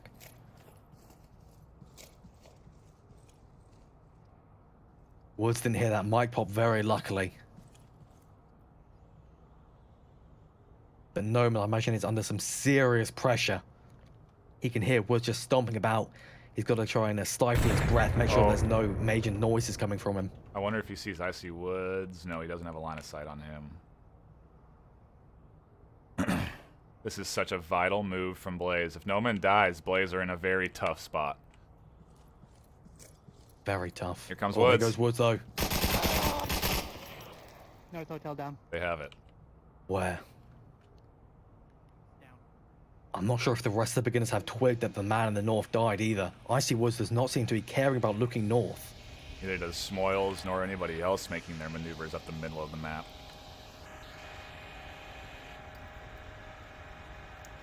Yeah, it appears Noman is using this kind of angle to watch over the objective, though. I'm surprised he's taking the roof instead of the much more secure second floor window. He's looking right at Smoils right now, but he doesn't see him with the APC sort of blending Smoils in, plus that little bit of ledge. Smoils is just...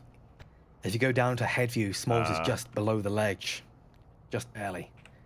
Some snakes in the background, though. Kensai and Killing just trying to get their way across. And Icy Woods is looking for Noman. He can't afford to peek here. Those shots weren't directed at him, so now he's aware. Yeah, and That's a deadly giveaway. I mean, this is really good for Blaze because beginners now are worried about this and they're playing it slow now. They're all pro and look at them crossing here. It's all been so slowed up. Yeah. They're really scared of the north push. Well, not the north push, the north defense. Why is he throwing smokes already? What? With a very long smoke. Not really successful either. Yeah, Killinger not a fan of that one either. Watch out still for sandbox.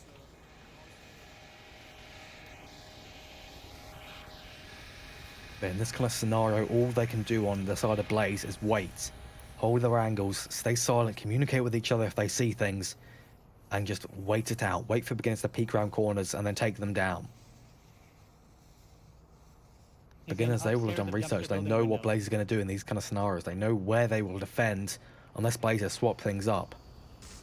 There are weak points. I think we've been focusing a lot on where Noman's position is and how effective it is to deny a cap, but if they lose Verds, they're in big trouble. I guess Prefontaine is also inside, so they have a really nice coverage of objective for 3 people left alive, honestly. Yeah. This position from Noman is also holding up Icy Woods. It's made him a little bit slow coming down here, but look at this coordination from beginners. The second Woods moves to a new position, Smalls is watching the north in his place from the north bungalow. It's such just perfect coordination. The suppression as he moves across, no communication needed. It's beautiful. Now Woods is in the same position as he was against Gmet. We had a bit of a bug there, and we were listening to, well, I was listening to one of the members talking, and he's just talking to himself, one of the down members of Blaze. Birds is cool, it's okay, everything's fine. Here's the smoke, though, and Woods. This is it. Is he gonna, is no one gonna allow it to happen? No way he will. He's not going to be too scared of Smoils. He knows what Wood wants to do here. Killinger, though, he may be an issue up the West Street. He has sight on Noman. Seemingly ignoring it and going up west instead, trying to go up to this northern side. 40 seconds. The smoke's going to run out soon. Woods needs to do something. Smalls is rotating away from North Bungalow as well. Here goes the push. 30 seconds. No. The push was missed by Noman. He's missed 2 people moving. He missed 25. the shots onto Smalls as well. Smoils is here on the corner, finally going down by Noman. Killinger crashes into objective. There's a trade there. 18 seconds left. Killinger can cap with 15 seconds in the corner. There is no way Noman can get there in time. He's dejected. He knows on the north. He knows he can't get there in time, and it's out. Fuck yeah! Unfortunate drop in defense there from Blaze. They lose the inside, and beginners take advantage, grabbing themselves a strong, dominating cap. 3 members inside on the corner, 2 of them punching in the code, and something you wouldn't expect to see, but unfortunately slipping through there for Blaze. I think now we can pull in Sleepy and hear his thoughts, and we'll bring him back for that cap, but... Before we bring Sleepy in, I just want to say that one look away from Noman there, that was killer. That lost Blaze that cap easily. Well, Noman caught him out on the corner, and I just don't... But he let the other guy cross over. There was 2 crossing at the same time, and that was the guy that took down Prefontaine. That was killer. Well, we'll talk about that in a little bit, because right now we're just going to take back a look onto that second round as the chaos ensued on objective with the smokes coming out from Naukao and Blaze taking their first and so far only round on Downfall. Sleepy, what are your thoughts?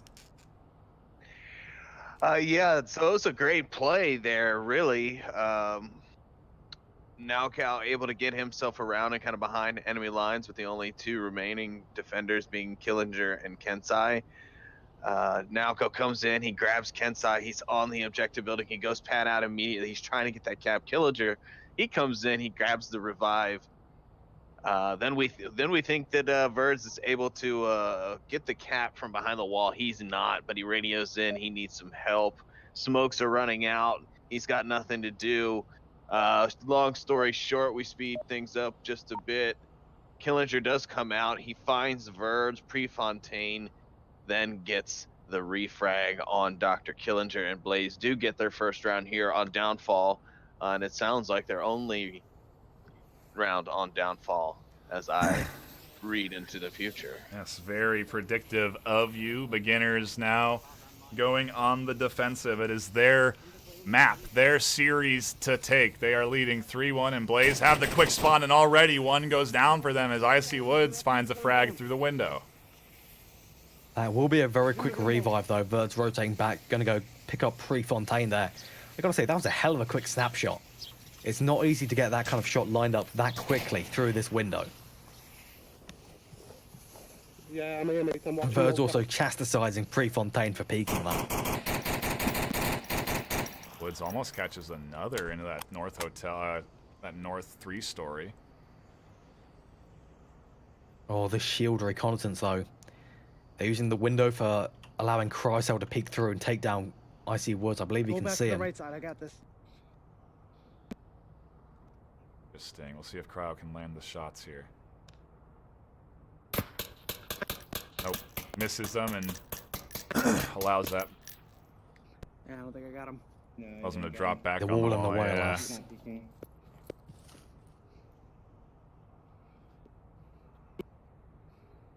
Are getting their rotation from the northeast around the south side, slowly but surely.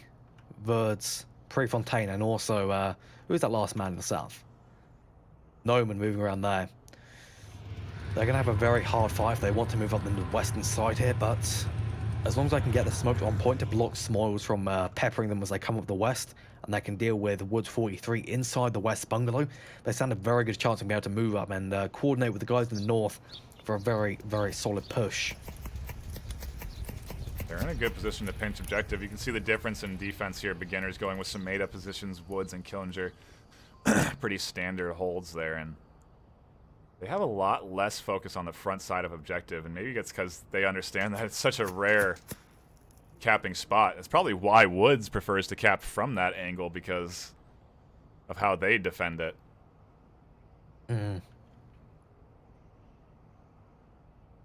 Blaze, though, they've seemingly swapped with beginner's playstyle here, almost a little bit. They've really slowed it down. Could be the pressure getting to them, as this is potentially the series point. If they lose this, they're out, and beginners will be moving on to the finals, the championship. It would certainly not be a unhappy loss, though. They've played incredibly well Yeah. so far. I think they surprised a lot of people, or have been surprising people here at their gameplay against beginners. And I think beginners got to be worried against whoever they're facing off against, SMC Tactical or Globochem, because I think Blaze here kind of exposing that if you play fast play with shields, you can definitely do some damage against the squad. Yeah. If you can stop beginners from getting picks, it massively raises your chances of winning. On Volk, you can just hide. Marsok, you can't do that. But if you can bring the aggressive shield play, shut down the people that are trying to get picks before they actually do manage to get anything, then it can work out incredibly well for you. Bucks, I'm going to direct your attention to Nauka over here on the north. He's managed to creep and crawl his way here, and I wonder if he'll be able to get up high enough to find an angle on the Killinger. Woods finally kicking off Cryocell, but Nauka has made it here undetected. He's not going to be able to see Killinger unless he gets way up to the sandbags to his east. And if he gets inside the Woods. sandbags, then he can see Killinger. But not before then. Maybe he's going to rotate around and try and catch Woods on the other side of this wall here. Woods would be a much safer pick, because there's no way Woods will expect Nauka to be here. Yeah. Nobody's looking over here. That's exactly what's going to happen. If Nauka just gets Could the miss the perfect shots. shot, the one Yeah, headshot he into could miss Woods. him. Oh, Woods. He missed. He missed twice. He missed Oh, 3 times. no. Woods is here now, and he knows. Killinger also aware. And Killinger knows. Here's a nade. Almost perfect. Another one. The guys in the southwest also doing a lot of suppression fire. They want Nauka to push up here. He can't do a whole lot. If he advances a bit more, Killinger may be able to catch him on the side. If you come down, I'm dead. You gotta be careful. Killinger, I think he does see him. He's trying to get that angle. Nauka's moving up a lot. Killinger is spotted by him. Noman catching out Smoils. Finally a frag for Blaze as it evens things up 4-4. Nauka must be under some incredible pressure right now. There's so much fire and attention directed towards him. And he just has to back off. He can't continue this kind of dangerous trade. Verge has managed to get himself, while that chaos has been going, get himself up pretty close. The remainder of Blaze are in relatively decent positions. If he can keep Killinger's attention, this objective's really exposed. Killinger's kind of split.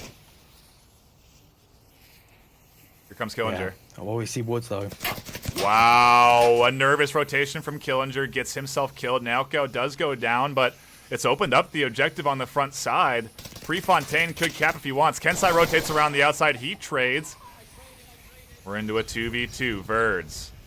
Noman pushing from this side. The rotation's coming out. Oh my gosh, nobody gets caught. So fortunate there. They barely missed that. That's so unfortunate. They might get picked now. 2 of them. Noman! This could be a double kill pick as they rotate back. Noman's What is blind. he He's not looking seeing at? it. Unbelievable they missed that, though. Noman's in a really good position to catch the remaining 3 members now. He should see Woods on the corner. Nope, gets caught by Woods he 43. missed it. Noman could have absolutely wreaked havoc onto this beginner's squad, but now it's all up to the final member. Verge, 10 seconds left. Blaze are going to lose, and beginners are going to move on as our championship winners. Or, sorry, our semifinal winners. They'll be going on to the championship. They take this final map 4-1. That was a hell of a first match indeed. Right on schedule as well. Hopefully the other teams are kind enough to give us a decent amount of time between this map and the next, because I'll tell you what, I need a break. Man. What an incredible series that was. Cargo being, or rather, Quarantine being such a close trade. 3-4, Blaze taking it. Cargo, the rounds themselves being so close and so aggressive. 4-1 though to beginners. Really doing well on that. 4-2 rather to beginners, really being good on that. I imagine that might scare Globochem or SMC in the finals about picking Cargo in future. Downfall though. That final round with Verds, that was... I think that was Blaze's round to lose, really. So many rotations missed there. That could have been easily round winning for them. The slip up with the cap, the slip up you just saw there with Noman not catching the 2 rotating. The tiny things with the biggest impacts. Absolutely. Those mistakes really being exploited by the veteran squad of beginners. I think we will be pulling in Sleepy here and do a little analysis before we begin to rotate into our next series. Let's pull him up and see what he thinks as we prep ourselves, so to speak, and I think we'll do. I don't know. We have all sorts of time here. We have roughly. Well, I think we have 20 minutes is what I've negotiated before the next round. So, Sleepy, give us your thoughts here. I mean, this series has been fantastic. I know we're cutting in ahead of time, but I guess you can kind of determine what the outcome will be. Beginners just dominating and taking that final map 4-1. Yeah, I mean, this is going to go back to round 3, I believe it was, where we're going to see the beginners going into strike. That cap. Yeah, exactly. I'm missing my clip here. It's okay. We don't need it. We'll review it as we for the pre-show of the finals tomorrow, because they'll be moving on. Those good plays definitely paying off, and Bucks, man, oh man, are you ready for this next series? I am more than ready, NightFiree. I am very much more than ready. It's gonna be. I'm waiting in an anticipation. It's gonna be a really good one. I think. I mean, shoot, should we just do the pre-show for this next matchup right now? We might as well, right? Then we'll have 10 minutes before we dive into the series. So let's just talk about what we have coming up here. Global Chem versus SMC Tactical. Ooh. Beginners winning against Blaze. I don't think anyone's too shocked, but Blaze putting up way better performance than expected. The winner now is going to have to face off. The winner of Global Chem SMC is going to go up against Beginners, and it's going to be a tough road for Beginners, man, because these two squads are so good, dude. When you talk about SMC Tactical in particular, their potential to toss frag grenades is just like off the charts. Landon's insane with his nades. Yeah, I think beginners and SMC would be a good game. I honestly feel like any 3 of those would be a great and close game. But if Blaze were to have played like this against any one of the members of this semifinal bracket here, I think we would have had a similar scoreline. I mean, they have been playing very well. Some great play coming out. Naoko with his great shield play. Just so many great moments. I mean, I was clipping my behind off. Sleepy, we got to move on, man. We're moving on to the next one. We got to keep going. We got Global Chem SMC coming up. We're talking about SMC right now. We're talking about the nades coming out from Landon, like this clip right here. Fine. Absolutely unreal toss from him. The bucket, so to speak, onto the front. And this is something that we should anticipate to see this series. SMC tactical nades are just always on point. Buxton, your thoughts? You do have to be incredibly careful of them. The nades from Sickness, the nades from Landon, they are on point. And Sickness, if he pulls out the stuff he did against Lemon's squad with that just mindless rush forward, ignoring the defense for the cap, if he pulls stuff like that out against Globachem, I'm done. I'm just gone.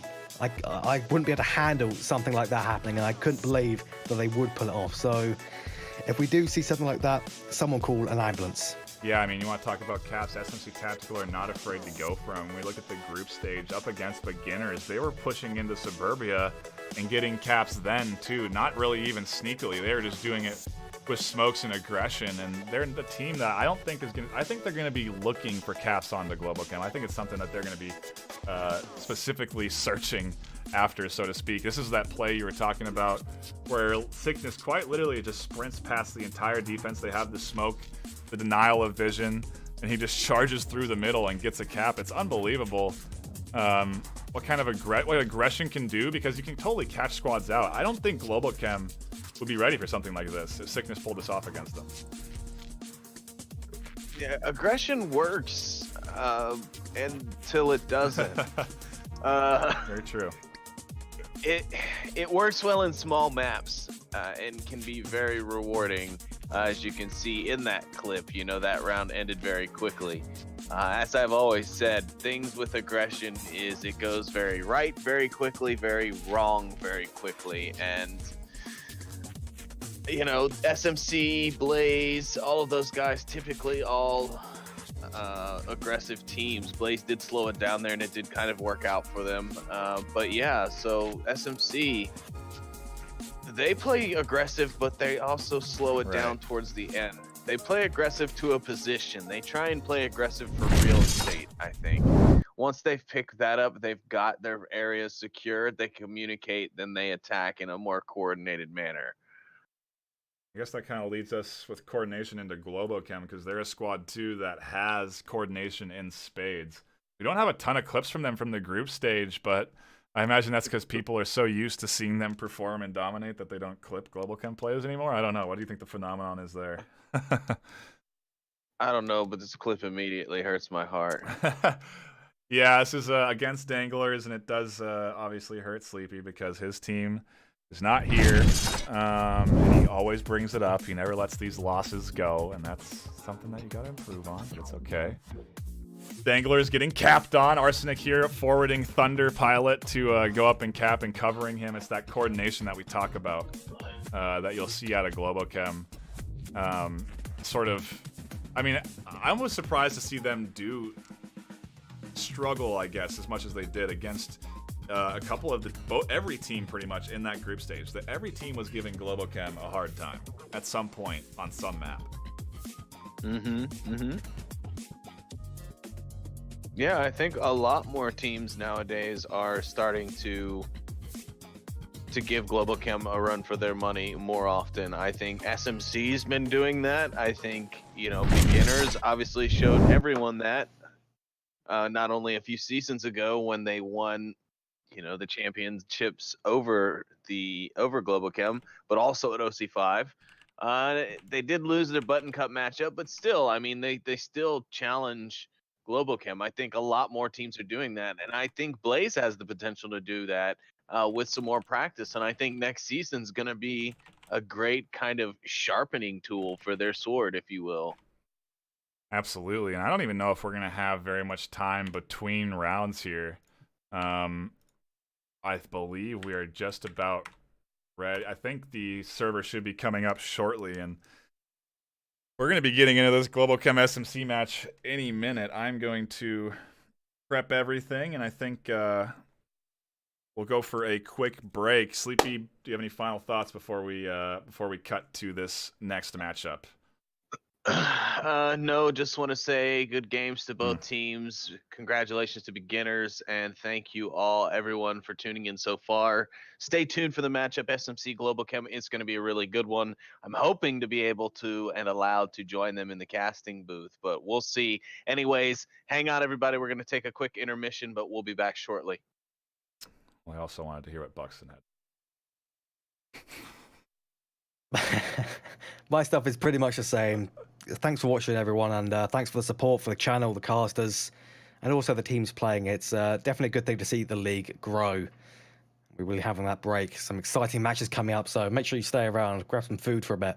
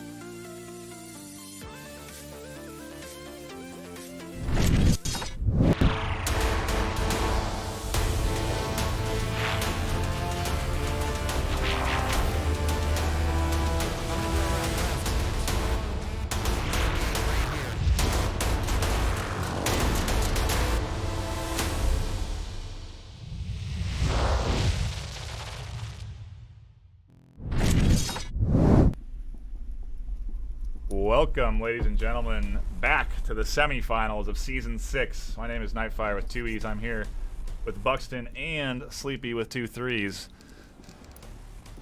Boys, ladies and gentlemen. That's a suave intro. Yeah, you like that? That was good. I like it, yeah. Thank you. Bucks, what are your... It's like, got you on the horn. We're going to talk about map bans. I'll bring him up to you. We'll see what you think. Coming out from Otto, from the GloboChem side, they are banning cargo. Not too surprising against SMC. I'm not sure what... We won't see any lemon score plays then. Yeah, right. I'm not sure what SMC's ban is against them. I would assume Downfall is probably a pretty safe bet, though.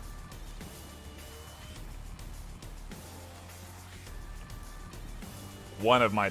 I would imagine it is. You would think that one of my 2 co-casters could find this information out, but... I am pestering the man in the side of SMC Tactical Sickness for the information as we speak, so hopefully we can get that shortly, but I think Downfall is pretty safe. Suburbia, definitely not going to be banned by SMC. Quarantine, we are playing that, I think I can say. And then for the second possible ban, and I don't think they would actually go for a ban of Tanker, because there are more dangerous maps than that to play against GloboChem. Absolutely. Sleepy, since we're going to be hopping into Quarantine, and we've talked about it before as like a great sort of middle range map, what are your thoughts going into this one? SMC Tactical GloboChem on Quarantine starting it off. Honestly, I really don't know. I'm gonna say GloboChem will end up taking this, but I'm not gonna guarantee it because SMC have been putting in a lot of time on it. They've ended up playing a lot of matches on this map, so they're very strong on this map. In my opinion, this could go either way, but in my experience, I think GloboChem is a bit stronger, unless SMC has some things up their sleeve that they haven't told anyone about. So, I mean, that's, I would think, pretty much guaranteed. I think SMC are definitely going to be breaking out some pretty unique strats. I think they've been sort of saving and practicing for these semis and the finals. And it does sort of raise the question if, I mean, they're going against GloboChem. They have to break out the strats, right? They can't be affording to save anything for beginners. no, not at all. They've got to bring it all right here, right now. Because if they don't beat GloboChem right now, they don't go anywhere. This is it. It's one and done. You lose the series, you lose it all, you're out. Just like we saw moments ago with Blaze and beginners. I think Globo is in the harder position of the 2 teams favoured to go through to the finals here. Globo, they're against SMC. They're well known to be very good. They can't really afford to hold back. But True. Blaze, they were the unknown. They were the ones fresh into the semi-finals, never been there before. So beginners, they could afford a little bit to hide some tactics, kind of conceal their cards. But Globo does not have that kind of wiggle room here. Yeah, you're absolutely right. We always talk about that secret beginner's fast-paced strategy that they're capable of busting out, and we didn't see any of that against Blaze. Even when they were back against their walls, they still didn't really play fast. They played slow to that time limit, and we're not going to see very much of that in this series. I think that's pretty safe to say. GloboChem will take rounds late, you know, but both these squads are teams that like to have enough time to maybe reposition if their push doesn't work. Their first push doesn't work. They're going to reposition for a second and relocate, and they have the time to do that. Whereas beginners very much all in on their first push, and if it doesn't work, it's just there's no time to recuperate. Yeah, they kind of need that buffer period if they want to develop any new tactics, or maybe they'll just go massive crunch time. They won't sleep at all between today and tomorrow. They'll just spend the entire night developing tactics, run entirely off caffeine. Maybe they'll do that. It would be a hell of an accomplishment, though. I think we are waiting on one member from GloboChem. So you're not having any connection issues there. Otto, he's back in. We should be diving into this quarantine match up any minute. Taking a look at the rosters real quick. We have on GloboChem, not their standard, but their standard, I guess. Toast, Raphael, Pants, Thunderpilot, and Otto.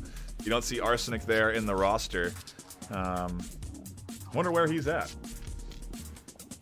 Yeah, I haven't seen him in chat either, so I assume maybe he's unavailable for today. Maybe they'll bring him out during tomorrow. They had some sacrifice his scheduling today, just so they can bring him in tomorrow. That would not be too surprising. It can take quite a lot of time for such high-level teams. It takes quite a bit of time investment. Absolutely. Who was this? That was we're talking about Arsenic, who's not here. Oh.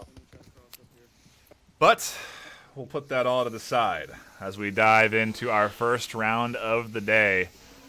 SMC Tactical versus Globochem. The defensive smoke's coming out. They will be crossing early. Safely. Sickness will be able to get over there into his early defensive position. And Raphael's bringing his signature shield, night vision, and I imagine also the laser sight G17.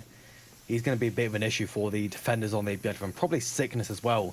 He's being pretty aggressive up on that southeast side. I wonder if Globochem are ready for this, because those smokes come off, then usually you're going to have this sort of early pushed defender here from SMC, and I think Globochem should be expecting it. This position that Sickness takes inside this little alcove is one that Smoils has taken, and frankly Globochem should be ready for it. You can kind of see Raph peeking over here to this side. I wouldn't be too surprised to see maybe a nade coming out from Raphael or his friend there, Thunderpilot, just to make sure this area is clear. It is quite a common position. I'm not entirely sure how many times Sickness has played it, but he has definitely played it in past. It is quite a common position. Used to be played a lot, quite a long time ago, back during the old days of Quarantine, maybe even before the update to Quarantine when the whole layout changed. But they're definitely going to be very wary of that spot, and also the wall just to his western side, where Noman was during the last match on Quarantine. It's quite a common one, both of them. I think Pants is resetting his tracking in the middle of a round. I think he just said, I forgot to reset my tracking, and there he is. Well, that's certainly a way to ensure good tracking. Do it mid-match. Make sure there's no possibility for it to fail during the startup of Onward. That's also really risky, because I would think that would have a chance of causing a crash. Possibly, but Sickness has been spotted by Raphael up on that southeast side. They are aware of his location, and they know he's moved out and is going towards the hills.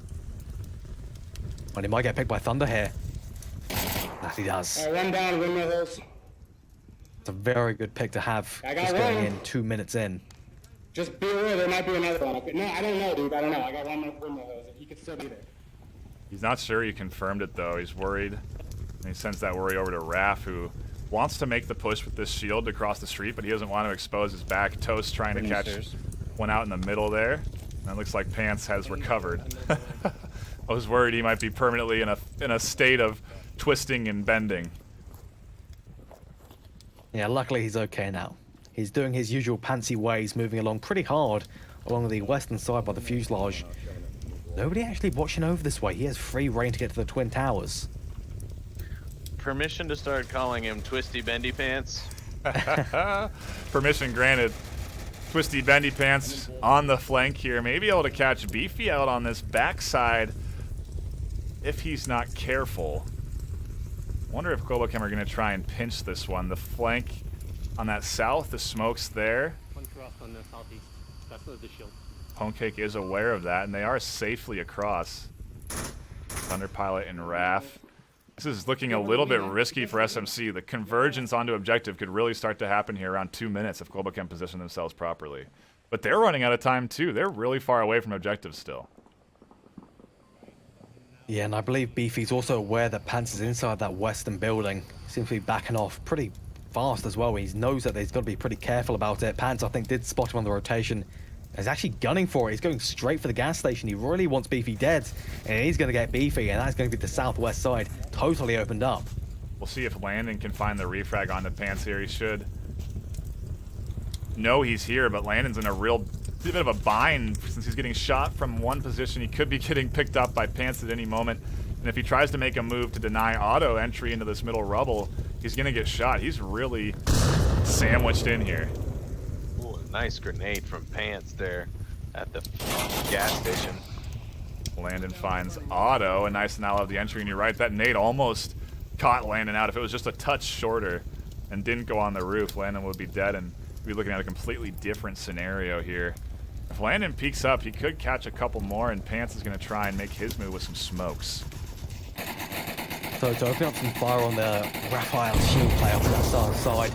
Bonecake, though, is going to get picked up on the appeal by Thunder. The teamwork between these two teams, the information from the shield, really working out well for them. But there's only a minute 15 left. They're going to start moving in quick, but there goes Pants is moving in quick. Landon. This is looking good for Globo. Yeah, not looking good for SMC at all as they lose their final member, Landon. He was trying to rotate around to objective. And Globochem kicked things off in a dominating fashion. They are definitely... Well, I don't know. We'll see. I think SMC are not going to let Globo win 4-0 or anything like that. But to start it off like this, oof. It's looking good for Globo, that's for sure. Pretty good push overall. They really risked it with time. Had there been a little bit better resistance there, SMC could have been the winners there on defense. Yeah, I mean, a minute 13 left of... Globochem do bring it down close to the wire, but interesting to see them play it so reserved in that first round. You know, they lose a few members here and there, but ultimately took that away pretty dominating. They look at the score line. Pants 2-0 on the flank. Thunderpilot also on his flank 2-0. We always talk about the start of a round sort of indicating how the rest of a series will go, and I think hopefully this isn't an indicator of what to expect here at this Globochem SMC series. Well, Globochem would have done a lot of research on SMC Tactical. They are kind of the main competitor here. They do want to go against beginners. They do want to win against beginners. They are the main rival, but they don't get to play beginners if they lose against SMC. So they got to be focusing on the first match rather than the second match ahead of them, the big star one. They can't afford to slip up too much against SMC, or they definitely won't get to the final. It would be... The possibility of an OC5 finals rematch is definitely in the air as Globochem start things off pretty strong, and we hop into round number 2 in this first match. SMC on the offensive. They have that crater spawn, so they're going to have a long ways to go. Probably north. Yeah, I'll go north. Mirrored spawns, mirrored objectives, but no shield on SMC, unsurprisingly. They do not like to really take shields on maps such as this, though. Sickness does take it pretty often on Cargo, but of course, Cargo is banned by Globochem here. Thought they're going to send all 5 north, but Sickness branches off. Might be a little too late on that branch off. I wonder if he's going to have a tough time. Oh, I thought he was going to cross, but he's actually just watching this angle north, and he spots one on the corner. One of them did go west. He's peeking. Sorry, that was west. Wow. Raphael's got some serious reaction speed. He saw Sickness in that window.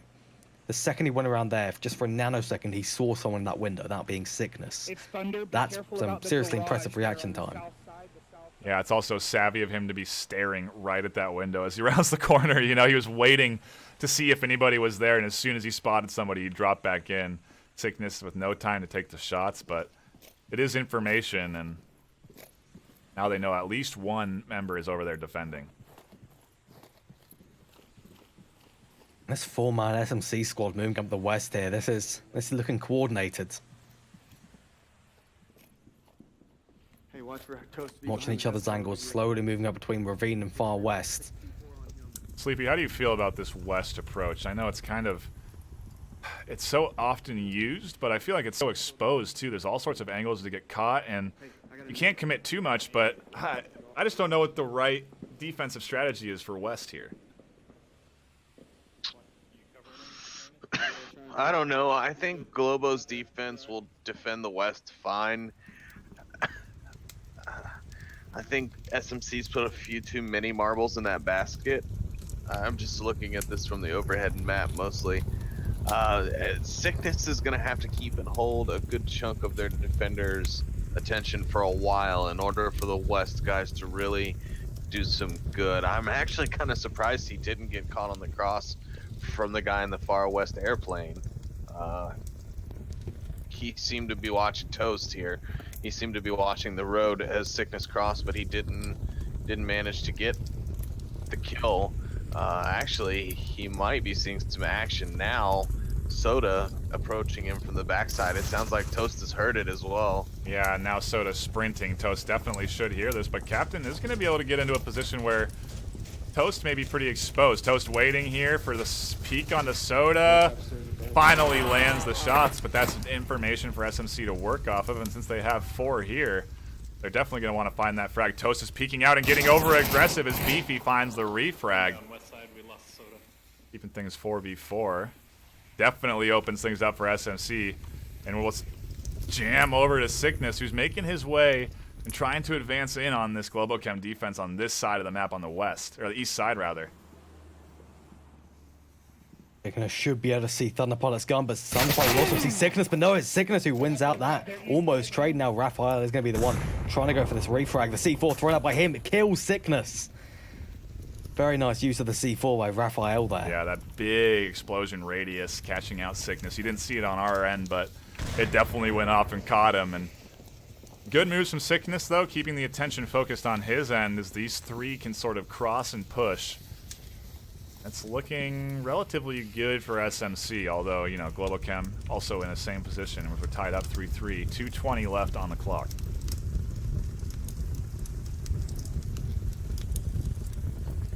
You lost most of their utility. They burnt as they moved up the western side through a lot of them, seemingly just randomly towards the, what do you call this street? The main kind of intersection just below the roof.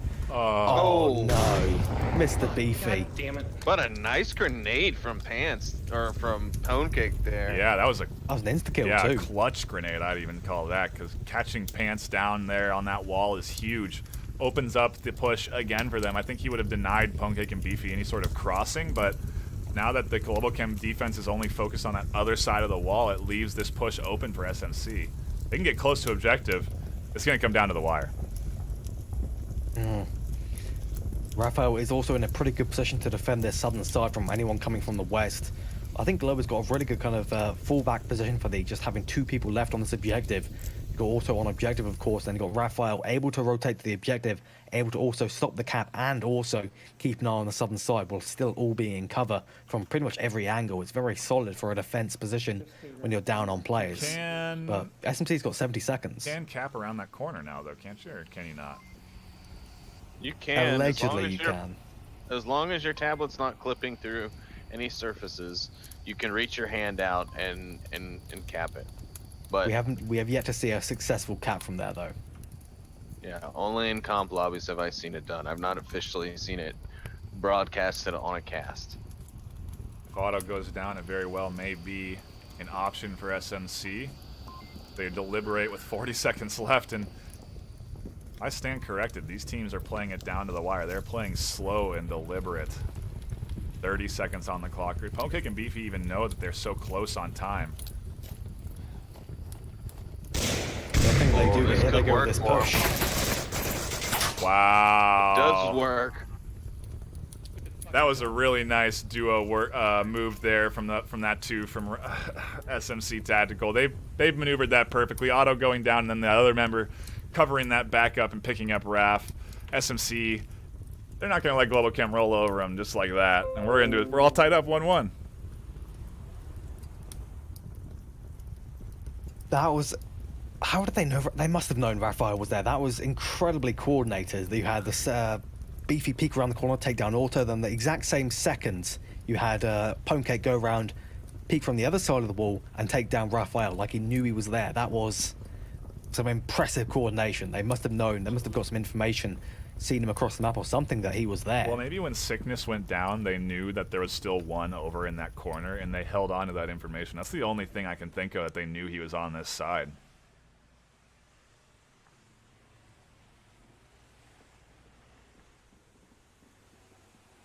What are your thoughts, Sleepy? I'm sorry, what was the question? I was making notes in my journal. What are your thoughts on that kind of coordination from SMC and the information that they managed to get on Raphael's position?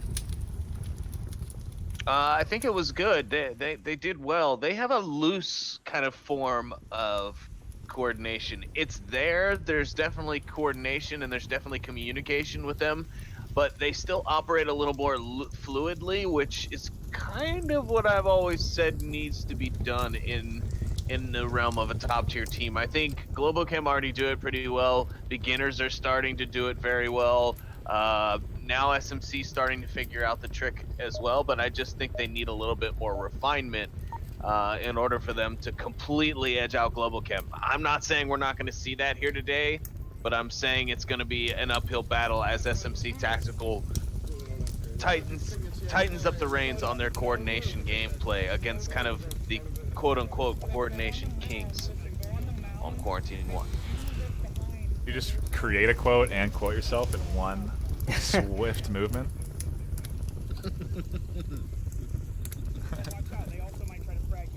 Soda and Sickness Maybe I did. playing. Maybe I did. You caught me drinking.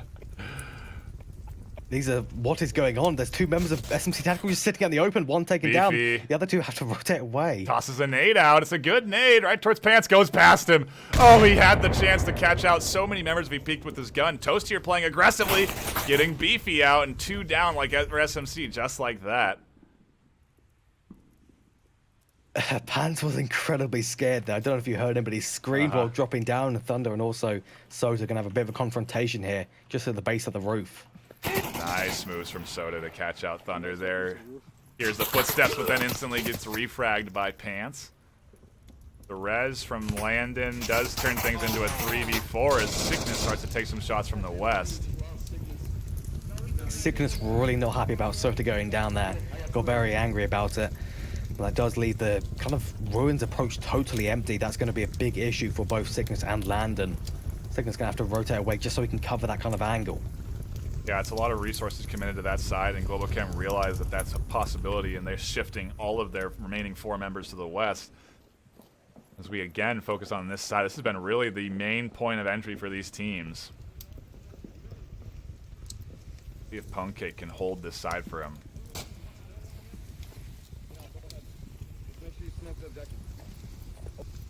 I'm cutting that. Smokes are coming out. Not really sure what it's supposed to look. There is one on objective and one blocking the sight line from the trench. I'm not really sure where they're aiming for, but these smokes are a really nice one going inside the west, kind of the west office block there. It's not going to affect Pwnecake in any shape. No, and now they know he's here. I wonder if the radio comms will come out to Pwnecake. All he has to do is peek up over onto his stairs as he starts to rotate around the backside, looking for Pants, getting overexposed. He's super out there, and he tucks back in. He goes up under the 2-story. He looks for the angle down on the Pants, and he gets picked up by Otto instead. All 3 members of Globochem doing the exact same thing SMC did, except this time they're the ones moving in.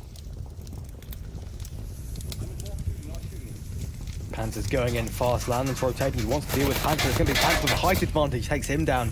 And now it's just Sickness on that southern side. He needs to watch his objective carefully.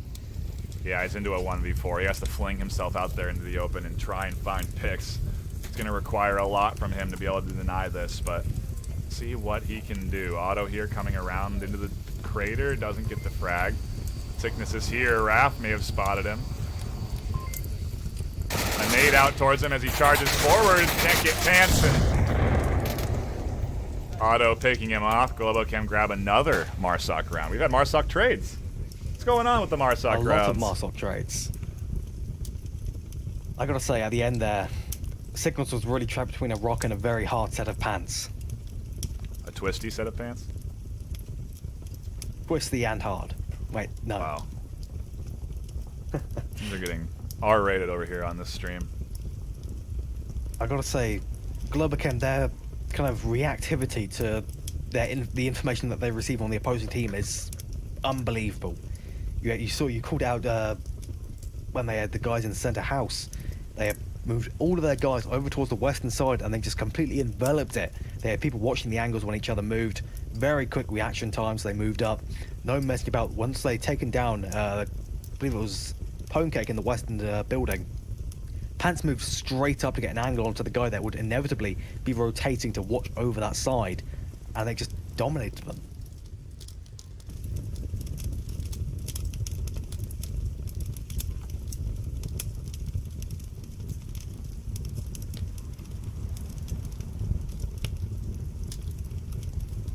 Have you noticed anything particularly impressive from Globochem or SMC Tactical during the past 3 rounds, Sleepy?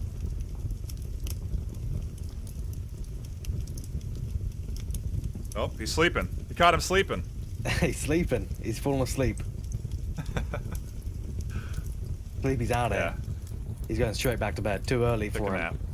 nap. We lost him to the naps.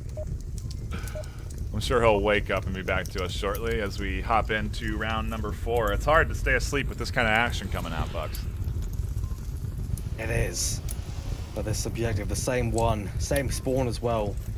Globacam, I do expect to be pretty aggressive. I think, yeah, that's Pants with some C4. He might be trying for a rush Hello. straight towards north. Hello, Sleepy. Way out and around it I'm now. here. I'm sorry. Honestly, that's happened to me. He's so- woken up. We yelled at him loud Yeah. enough. I was always here. No, you're sleeping. I don't want to say why I didn't respond. Sleepy. It's because you were sleeping. You don't understand about this. Pants is looking for a place to put the C4, but he's kind of struggling. He's decided to plant it in a rather dangerous spot on top of the wall. Not sure how useful that's going to be. SMC not really utilizing this fast spawn to grab any early picks, but they haven't given away their position yet either. I'm gonna have to fan out some. And I think when we talk about West defense, I think this is probably one of the more proper ways to do it.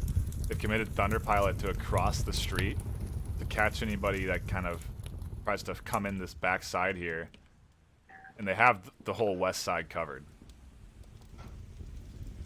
Yeah, that far aggressive West defense for the flanks has actually proven very effective in more recent weeks in the season. It's just such a place. It's a place that is so uncharacteristic, and not a lot of people go to it because it is a little risky. Like if they lose their front-facing defense, it's bad news. I just took a shot from middle burning or middle rubble. Yeah. That's very true. Okay, it's got those smokes to cover that kind of angle of Toast, though, so it's going to allow him to move up a little bit. But the C4 is still there, and he's got to be cautious of it. Where is the C4? It's just inside the ruins, planted on top of the wall. Kind of a dangerous spot. It may kill Toast when Pants detonates it. One guy at Trench, he's headshot, he's out.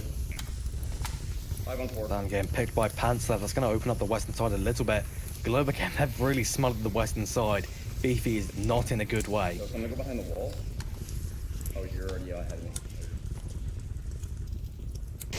Yeah, he is going to be shot here pretty soon. He thinks he has Raph, but Thunder's watching Raph's back, and Beefy's going to be exposing his angle any second and get caught out, or he may be able to find the tail end of Raph. Where's Thunder right now? He's looking towards the western side. He's not actually looking towards Fuselage. And the bush is hiding the vision. He can't actually see Beefy, but now he does. The flare from the tip of his gun shows off. SMC finding themselves in a bit of a bind here. This is 2v4. Rears its head, and Captain Soda on the rooftop with Overwatch positioning. Their other member, I think that's Sickness, who's rotated all the way south.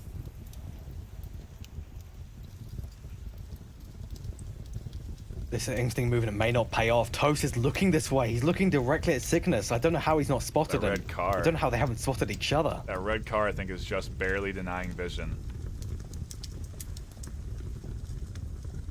It's honestly a miracle that they haven't spotted each other. Even with the red car, it's quite obvious. Sickness does finally see him, misses the shots He totally. thinks he though. killed him. Toast just hit the ground hard, and Sickness doesn't reconfirm it.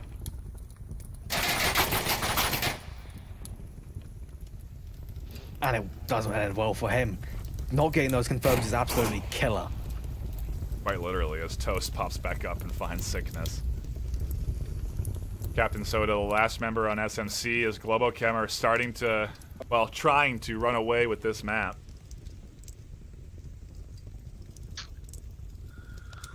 Well, Quarantine, definitely one of Globochem's strongest maps, so not surprising that they would take the lead. Again, I think somebody called it. I believe it was this guy with a couple of threes in his name or something. Globochem jump ahead 1. Good shot. It's looking like they're going to take this first map. Yeah, it is. It's not looking. I don't know.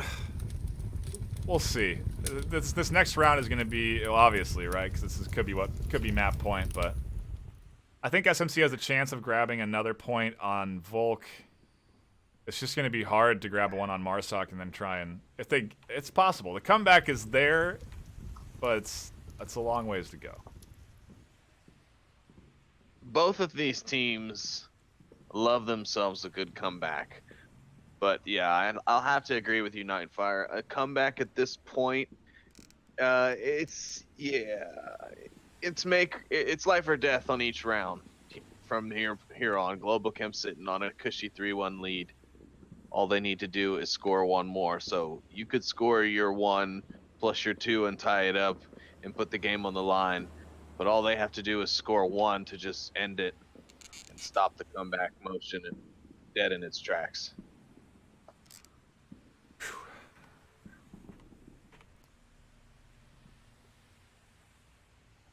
We will wait and see. I think, yeah, I agree with you on that. SMC is such a strong squad, and we always tune into their games. They almost went undefeated this season. I think they were on a 9 or 10 game win streak.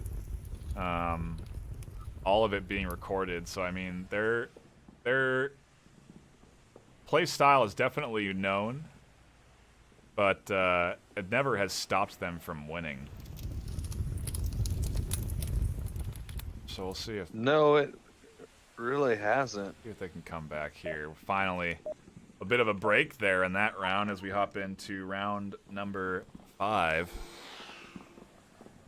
In this first map, this is what could be map point for Globochem. If they can find another Marsoc round, they've won a couple already. And they have Raft there breaking out the shield for the first time today.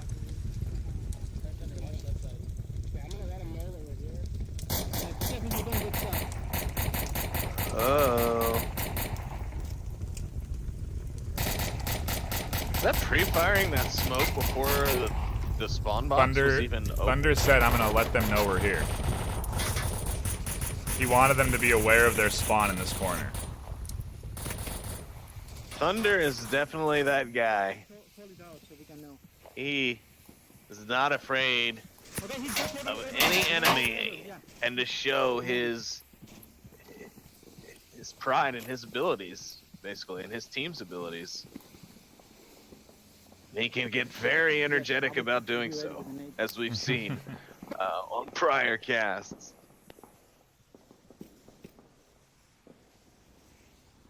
Kind of alerted SMC Tactical to their spawn and then sent a couple members north. I think the idea was to keep the attention focused south as Pants came up here.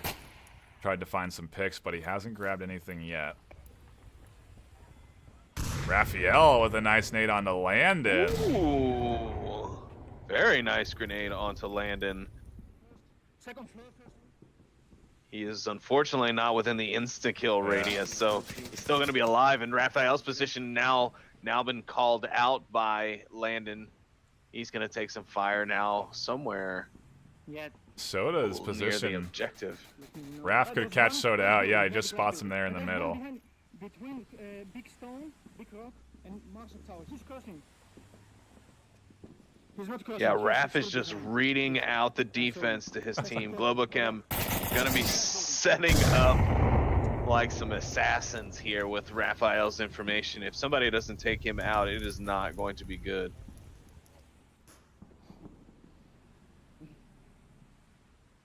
Hear laughter from the Globochem squad. There's no tension for these guys. Real, true veteran champions that know how to deal with the pressure.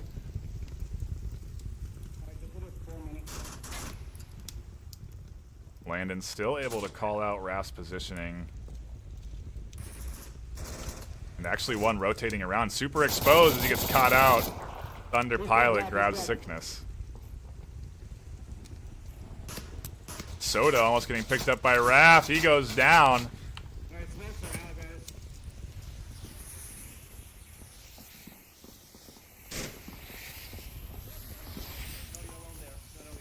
And here comes the push in from Globochem. 5 alive to the remaining 2 of SMC. Not looking good for them as Globochem try and grab the map. They catch one and they're on objective capping.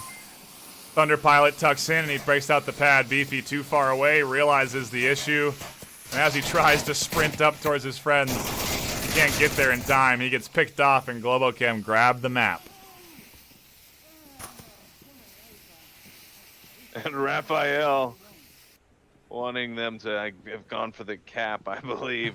He seemed a little aggravated that the round was over before they could get the cap. Either way, Globochem take that round and that map 4-1. So congratulations to them on taking map number 1 of the series. A bit, so far as yeah, you know, sort of expected, but not for me at least. I thought SMC would be putting up a much better fight against Globochem. Quarantine going their way, and we'll see if SMC can sort of turn the tides here for this second map. I'm going to be willing to guess it's going to be Suburbia, because I don't think that was banned. Did we ever get the ban from SMC? No, I do not know what they banned. I'm assuming it was Downfall. Okay. Because, yeah, I mean, as predicted, SMC pick into their favorite map of all time, the map that they are most dominant on, hands down, is going to be Suburbia.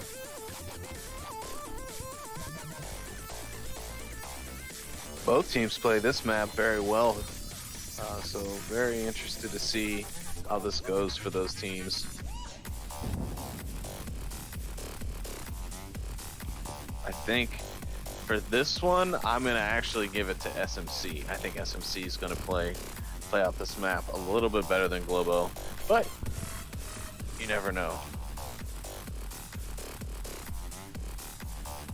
I anticipate them taking this one as well, and I think we should be going into that third map, I would assume, on Bazaar. But that's a lot of predictions and assumptions. We are not anywhere near that yet. The Suburbia round is what's up next in front of us. And SMC are capable of taking this. I mean, they took this 4-0 against beginners. Or no, sorry. Yeah.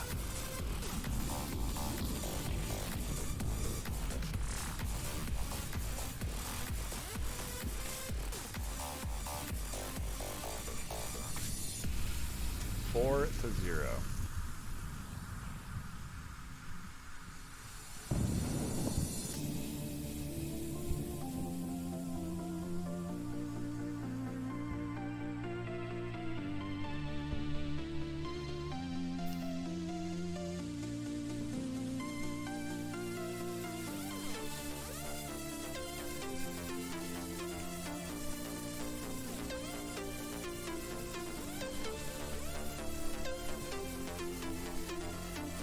Yeah, I have confirmation now that Downfall is SMC's ban.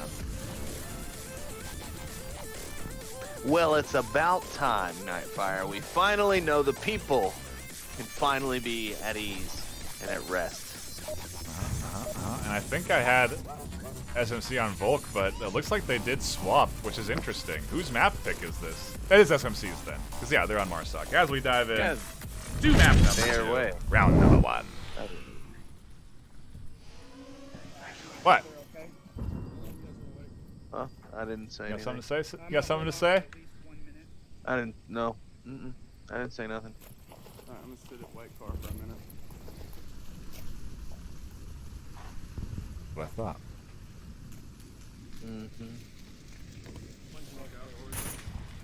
That smoke was a little too early. Toast catches Sickness out on that forward push. A nade, though. Man, that was a good one. Yes, it was. A nice refrag from Captain Soda, catching out the attempted reser. Now it's Pants' turn.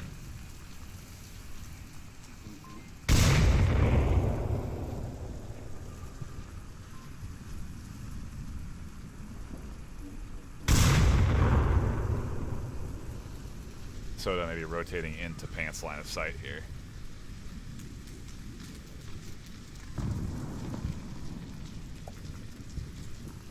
Oh, but look at Pancake too. He hears the res come out. Gets one down instantly. Pants with the frag through the shrubs. Can Soda find the refrag? He's looking for it.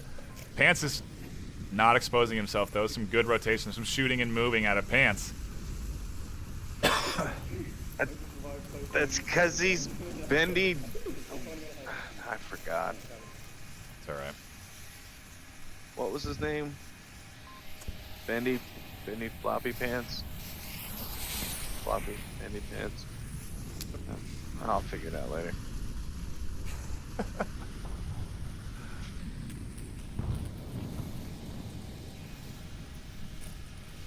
No exceptional grenades yet from Landon. He's just been tossing smokes. Just been putting up smokes. Like putting up bricks in basketball.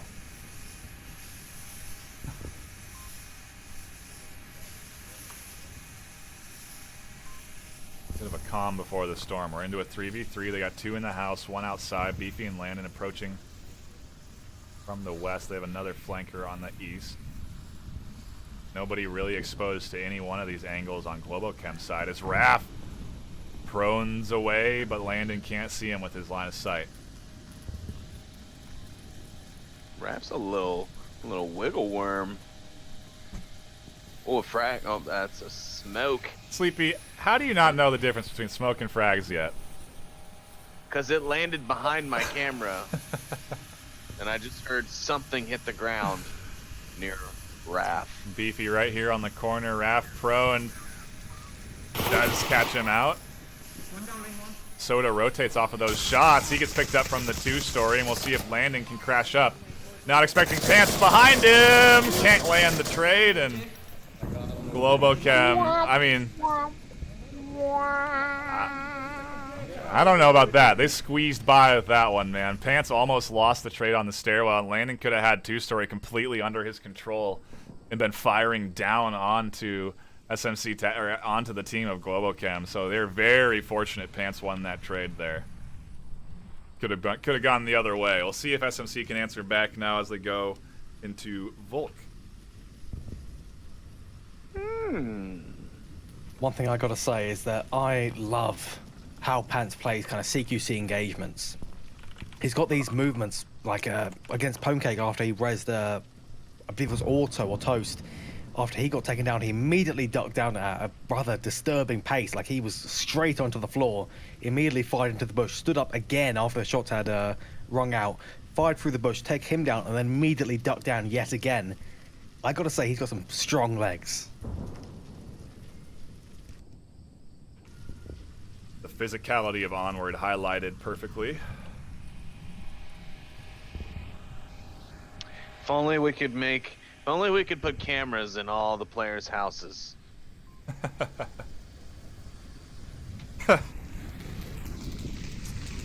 make them all dance for us like puppets.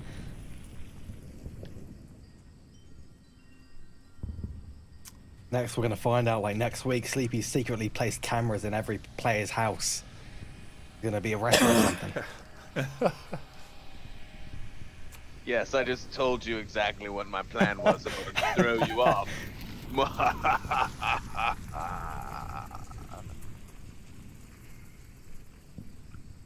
So yeah, tank objective. I don't know what Sleepy's been smoking over there, but it is potent. We dive into our second round. What I'm smoking, I almost blacked out and forgot what round we're on. It's a common affliction. NightFiree. Come on. I'm seeing some pretty aggressive moves from Pants though. He's moving straight up. This is some speed.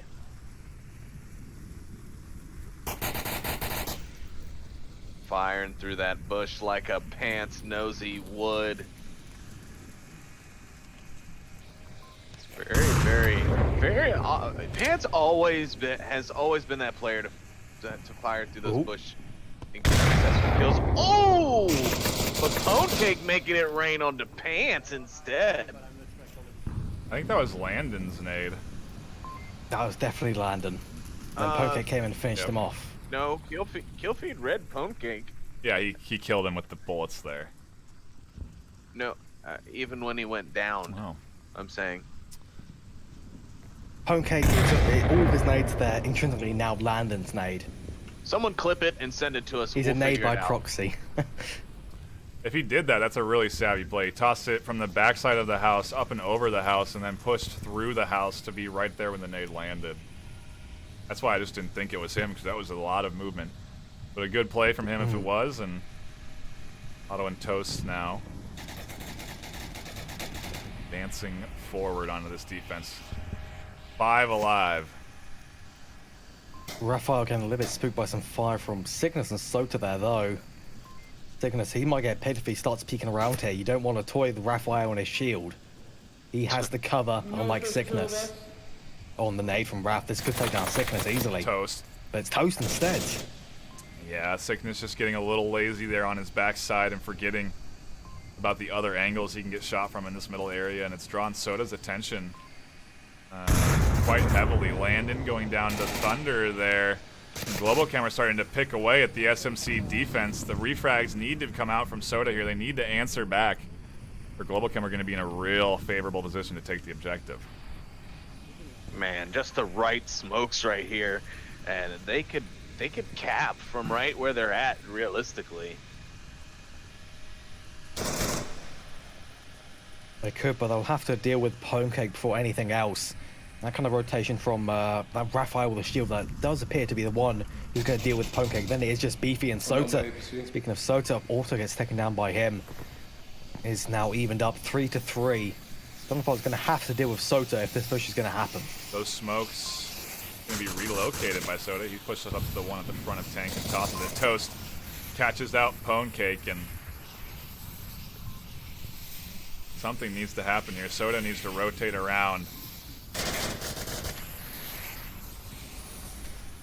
Raph's going for center house. Toast is suppressing the window.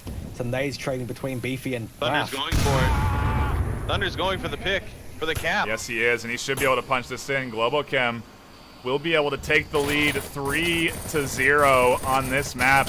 They're looking to grab the whole series, too, if they can grab another one after this.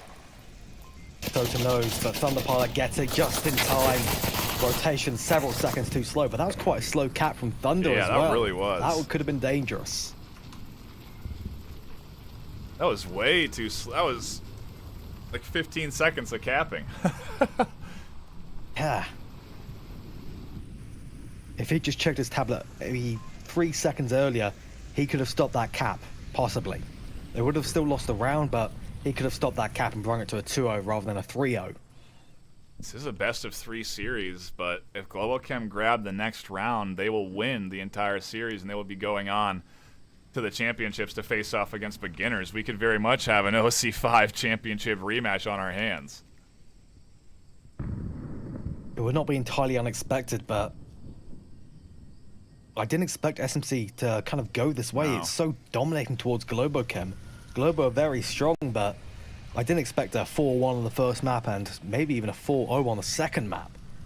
That's definitely unexpected. Yeah, you're very much right. That's unexpected. I actually would have given this map to SMC, and I believe that's what I said coming into this map, in fact. But wow, Globochem showing that they're not to be messed with on Suburbia either. And to be fair, I never underestimated them. I just think SMC typically plays this map a bit better. But I did, I guess, forget about Raph and his shield. Yeah, they basically have their own Nauko. That's what I was gonna say. But I guess Raph would be the first iteration of that. He's really. the OG. Yeah, he's the original. Yeah. Everyone descends from him. It's a very strange family tree of shield users. You got Plenus in there with Raphael. Gosh. It's strange. You don't want to see the full list. No, No. I don't think we do. We're 1 round away, guys. We're 1 round away. We're playing way bad, so we need to. Sickness is kind of bringing down his team there, saying that they're playing way bad. I'm not entirely sure how good motivation that is. Maybe he'll just make his team feel better. He knows his team best, and maybe he's just trying to light that fire under his squad here. He's pushing up aggressively. Lucky he doesn't get caught out by Toast there, who was watching that angle a little bit. solid nade coming out. That could, no, unfortunately not. It could have took down Poke, but just barely. It misses. But one successful nade does come out on the western side. That takes down Beefy. I thought we were getting a pretty nice one there. Landon should be able to get the res. Here comes the second. Gets both. Devastating. They are going to get that revive onto Landon at least, but wow. The confirming nades are so strong. People need to utilize them more because that was a confirmed pick, and that's solid. We lost DP to that second nade. Someone clipped that for us at home. That was a beautiful frag and follow up there from Raph on the western side. This middle. Host may be able to catch Sickness though through this middle. Oh yeah. Oh, should know Sickness is there. He hears them for certain. Sickness is not aware of Toast position. He really should have his spot as well. It's so common, the double kill. Refrag. And a quick refrag. Soda.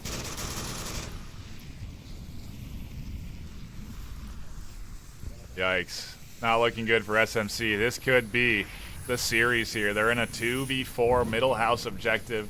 Their utility is running sparse, and I'm not sure what their options are.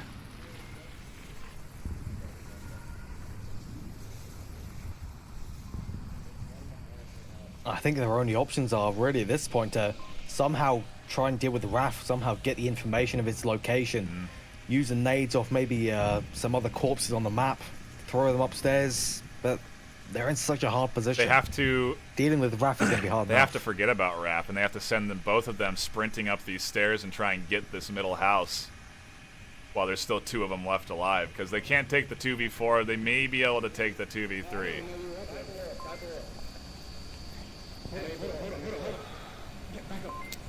Here comes Pants. Oh, here comes a nade.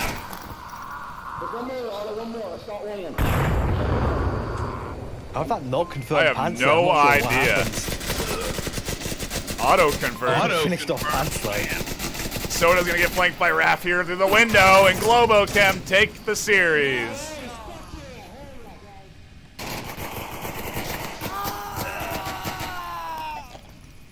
Four and 0, such a dominating performance as expected from Globochem though, perhaps too dominating. Who could have predicted a 4-1, 4-0? I know I didn't. I would expect it to go 3 maps, but no. Yeah, I definitely didn't myself. Wow. What a incredibly quick series from Globochem. They make quick work of this team in the semis. And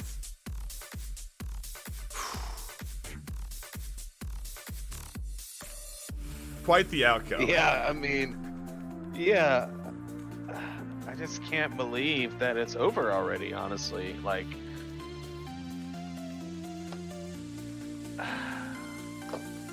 We're getting an OC5 rematch. That's all I know. The two kings will remain kings though. There will be no massive upsets. We got close, I will say. Blaze nearly took it from beginners, and I think beginners have a lot to go up against the way Globochem's playing right now, the way they just made work with SMC Tactical. It's yeah. I don't know. I don't know what to. Beginners have beat Globochem before, though. You know, obviously they won OC5, and we're gonna be going into this rematch tomorrow at the same time, and it's gonna be a best of 5, I think. And Yeah, that's word on the grapevine. Word on the website. Maybe best of 5 beginners can take it from Globochem, but Globochem look good on any map right now. Yeah. They've been putting in some serious work. They have been. A lot of teams been putting in some serious work. We saw some great games from the earlier rounds. We saw Globochem sure in great form here today. SMC, I want to know what happened with SMC. It seems like they didn't quite deliver on a level that not only we as casters and analysts, but also I'm sure they as the team kind of didn't expect. Like, they didn't quite deliver what we wanted out of them, I guess I should say. They were very close matches, but I wasn't expecting it over it too. I don't think SMC delivered with how they wanted either. You could hear Sickness disappointed in their performance today, and This isn't really standard SMC, so it's just interesting to see them have this outcome. And, you know, here we are. Our championship is going to be fantastic. Either way you shake it up, in my opinion. I mean, beginners can win against Globo, but Globo are in great form right now, so who knows what's going to happen. Any final thoughts on this semifinals, guys? Buxton, go ahead. Semi-finals, it's been a strange journey, I think. A very strange journey. You had the incredibly close match between Beginners and Blaze, though the rounds were not particularly close in terms of pure score-wise on Cargo. The individual rounds themselves were 1v1s pretty much all of the time. Yeah. A few key plays took the rounds and a few mistakes. That was all it cost Blaze, and they could have took that. That could have been a massive upset, but no. Then you have this match, SMC and Globochem, where Globochem just were unrelenting. There's not really much else to say other than the fact that they were perfect, I think. Yeah, they were at, again, top form. They played at their best game, and they played on 2 maps that they're very strong on. Now, granted, SMC typically very strong on these maps too, but again, I just don't think SMC quite delivered today, and they upset us. They upset us, and I'm sure Have you seen the image, Sleepy? Yes. I've just been memed, and it's terrible. But yeah, so I think Globochem just didn't quite perform. I'm sorry, SMC didn't quite perform as well as neither they or us were expecting. A great game to watch, but yeah. And anyways, it's all over now, and we're getting an OC6 preview, if you will.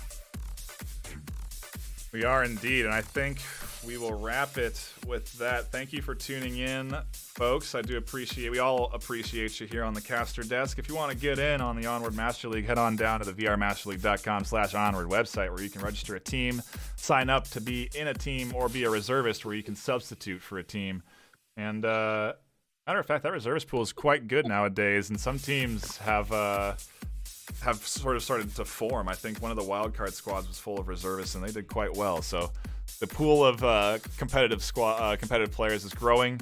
You can be involved in that if you want. There's also a big patch coming out, I believe, next month or this month.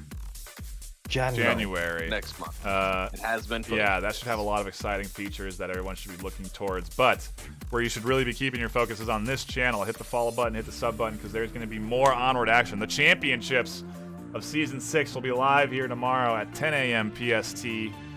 Do not miss it. Tune in then. That is it for us tonight. Thank you for joining us, ladies and gentlemen. We'll see you tomorrow.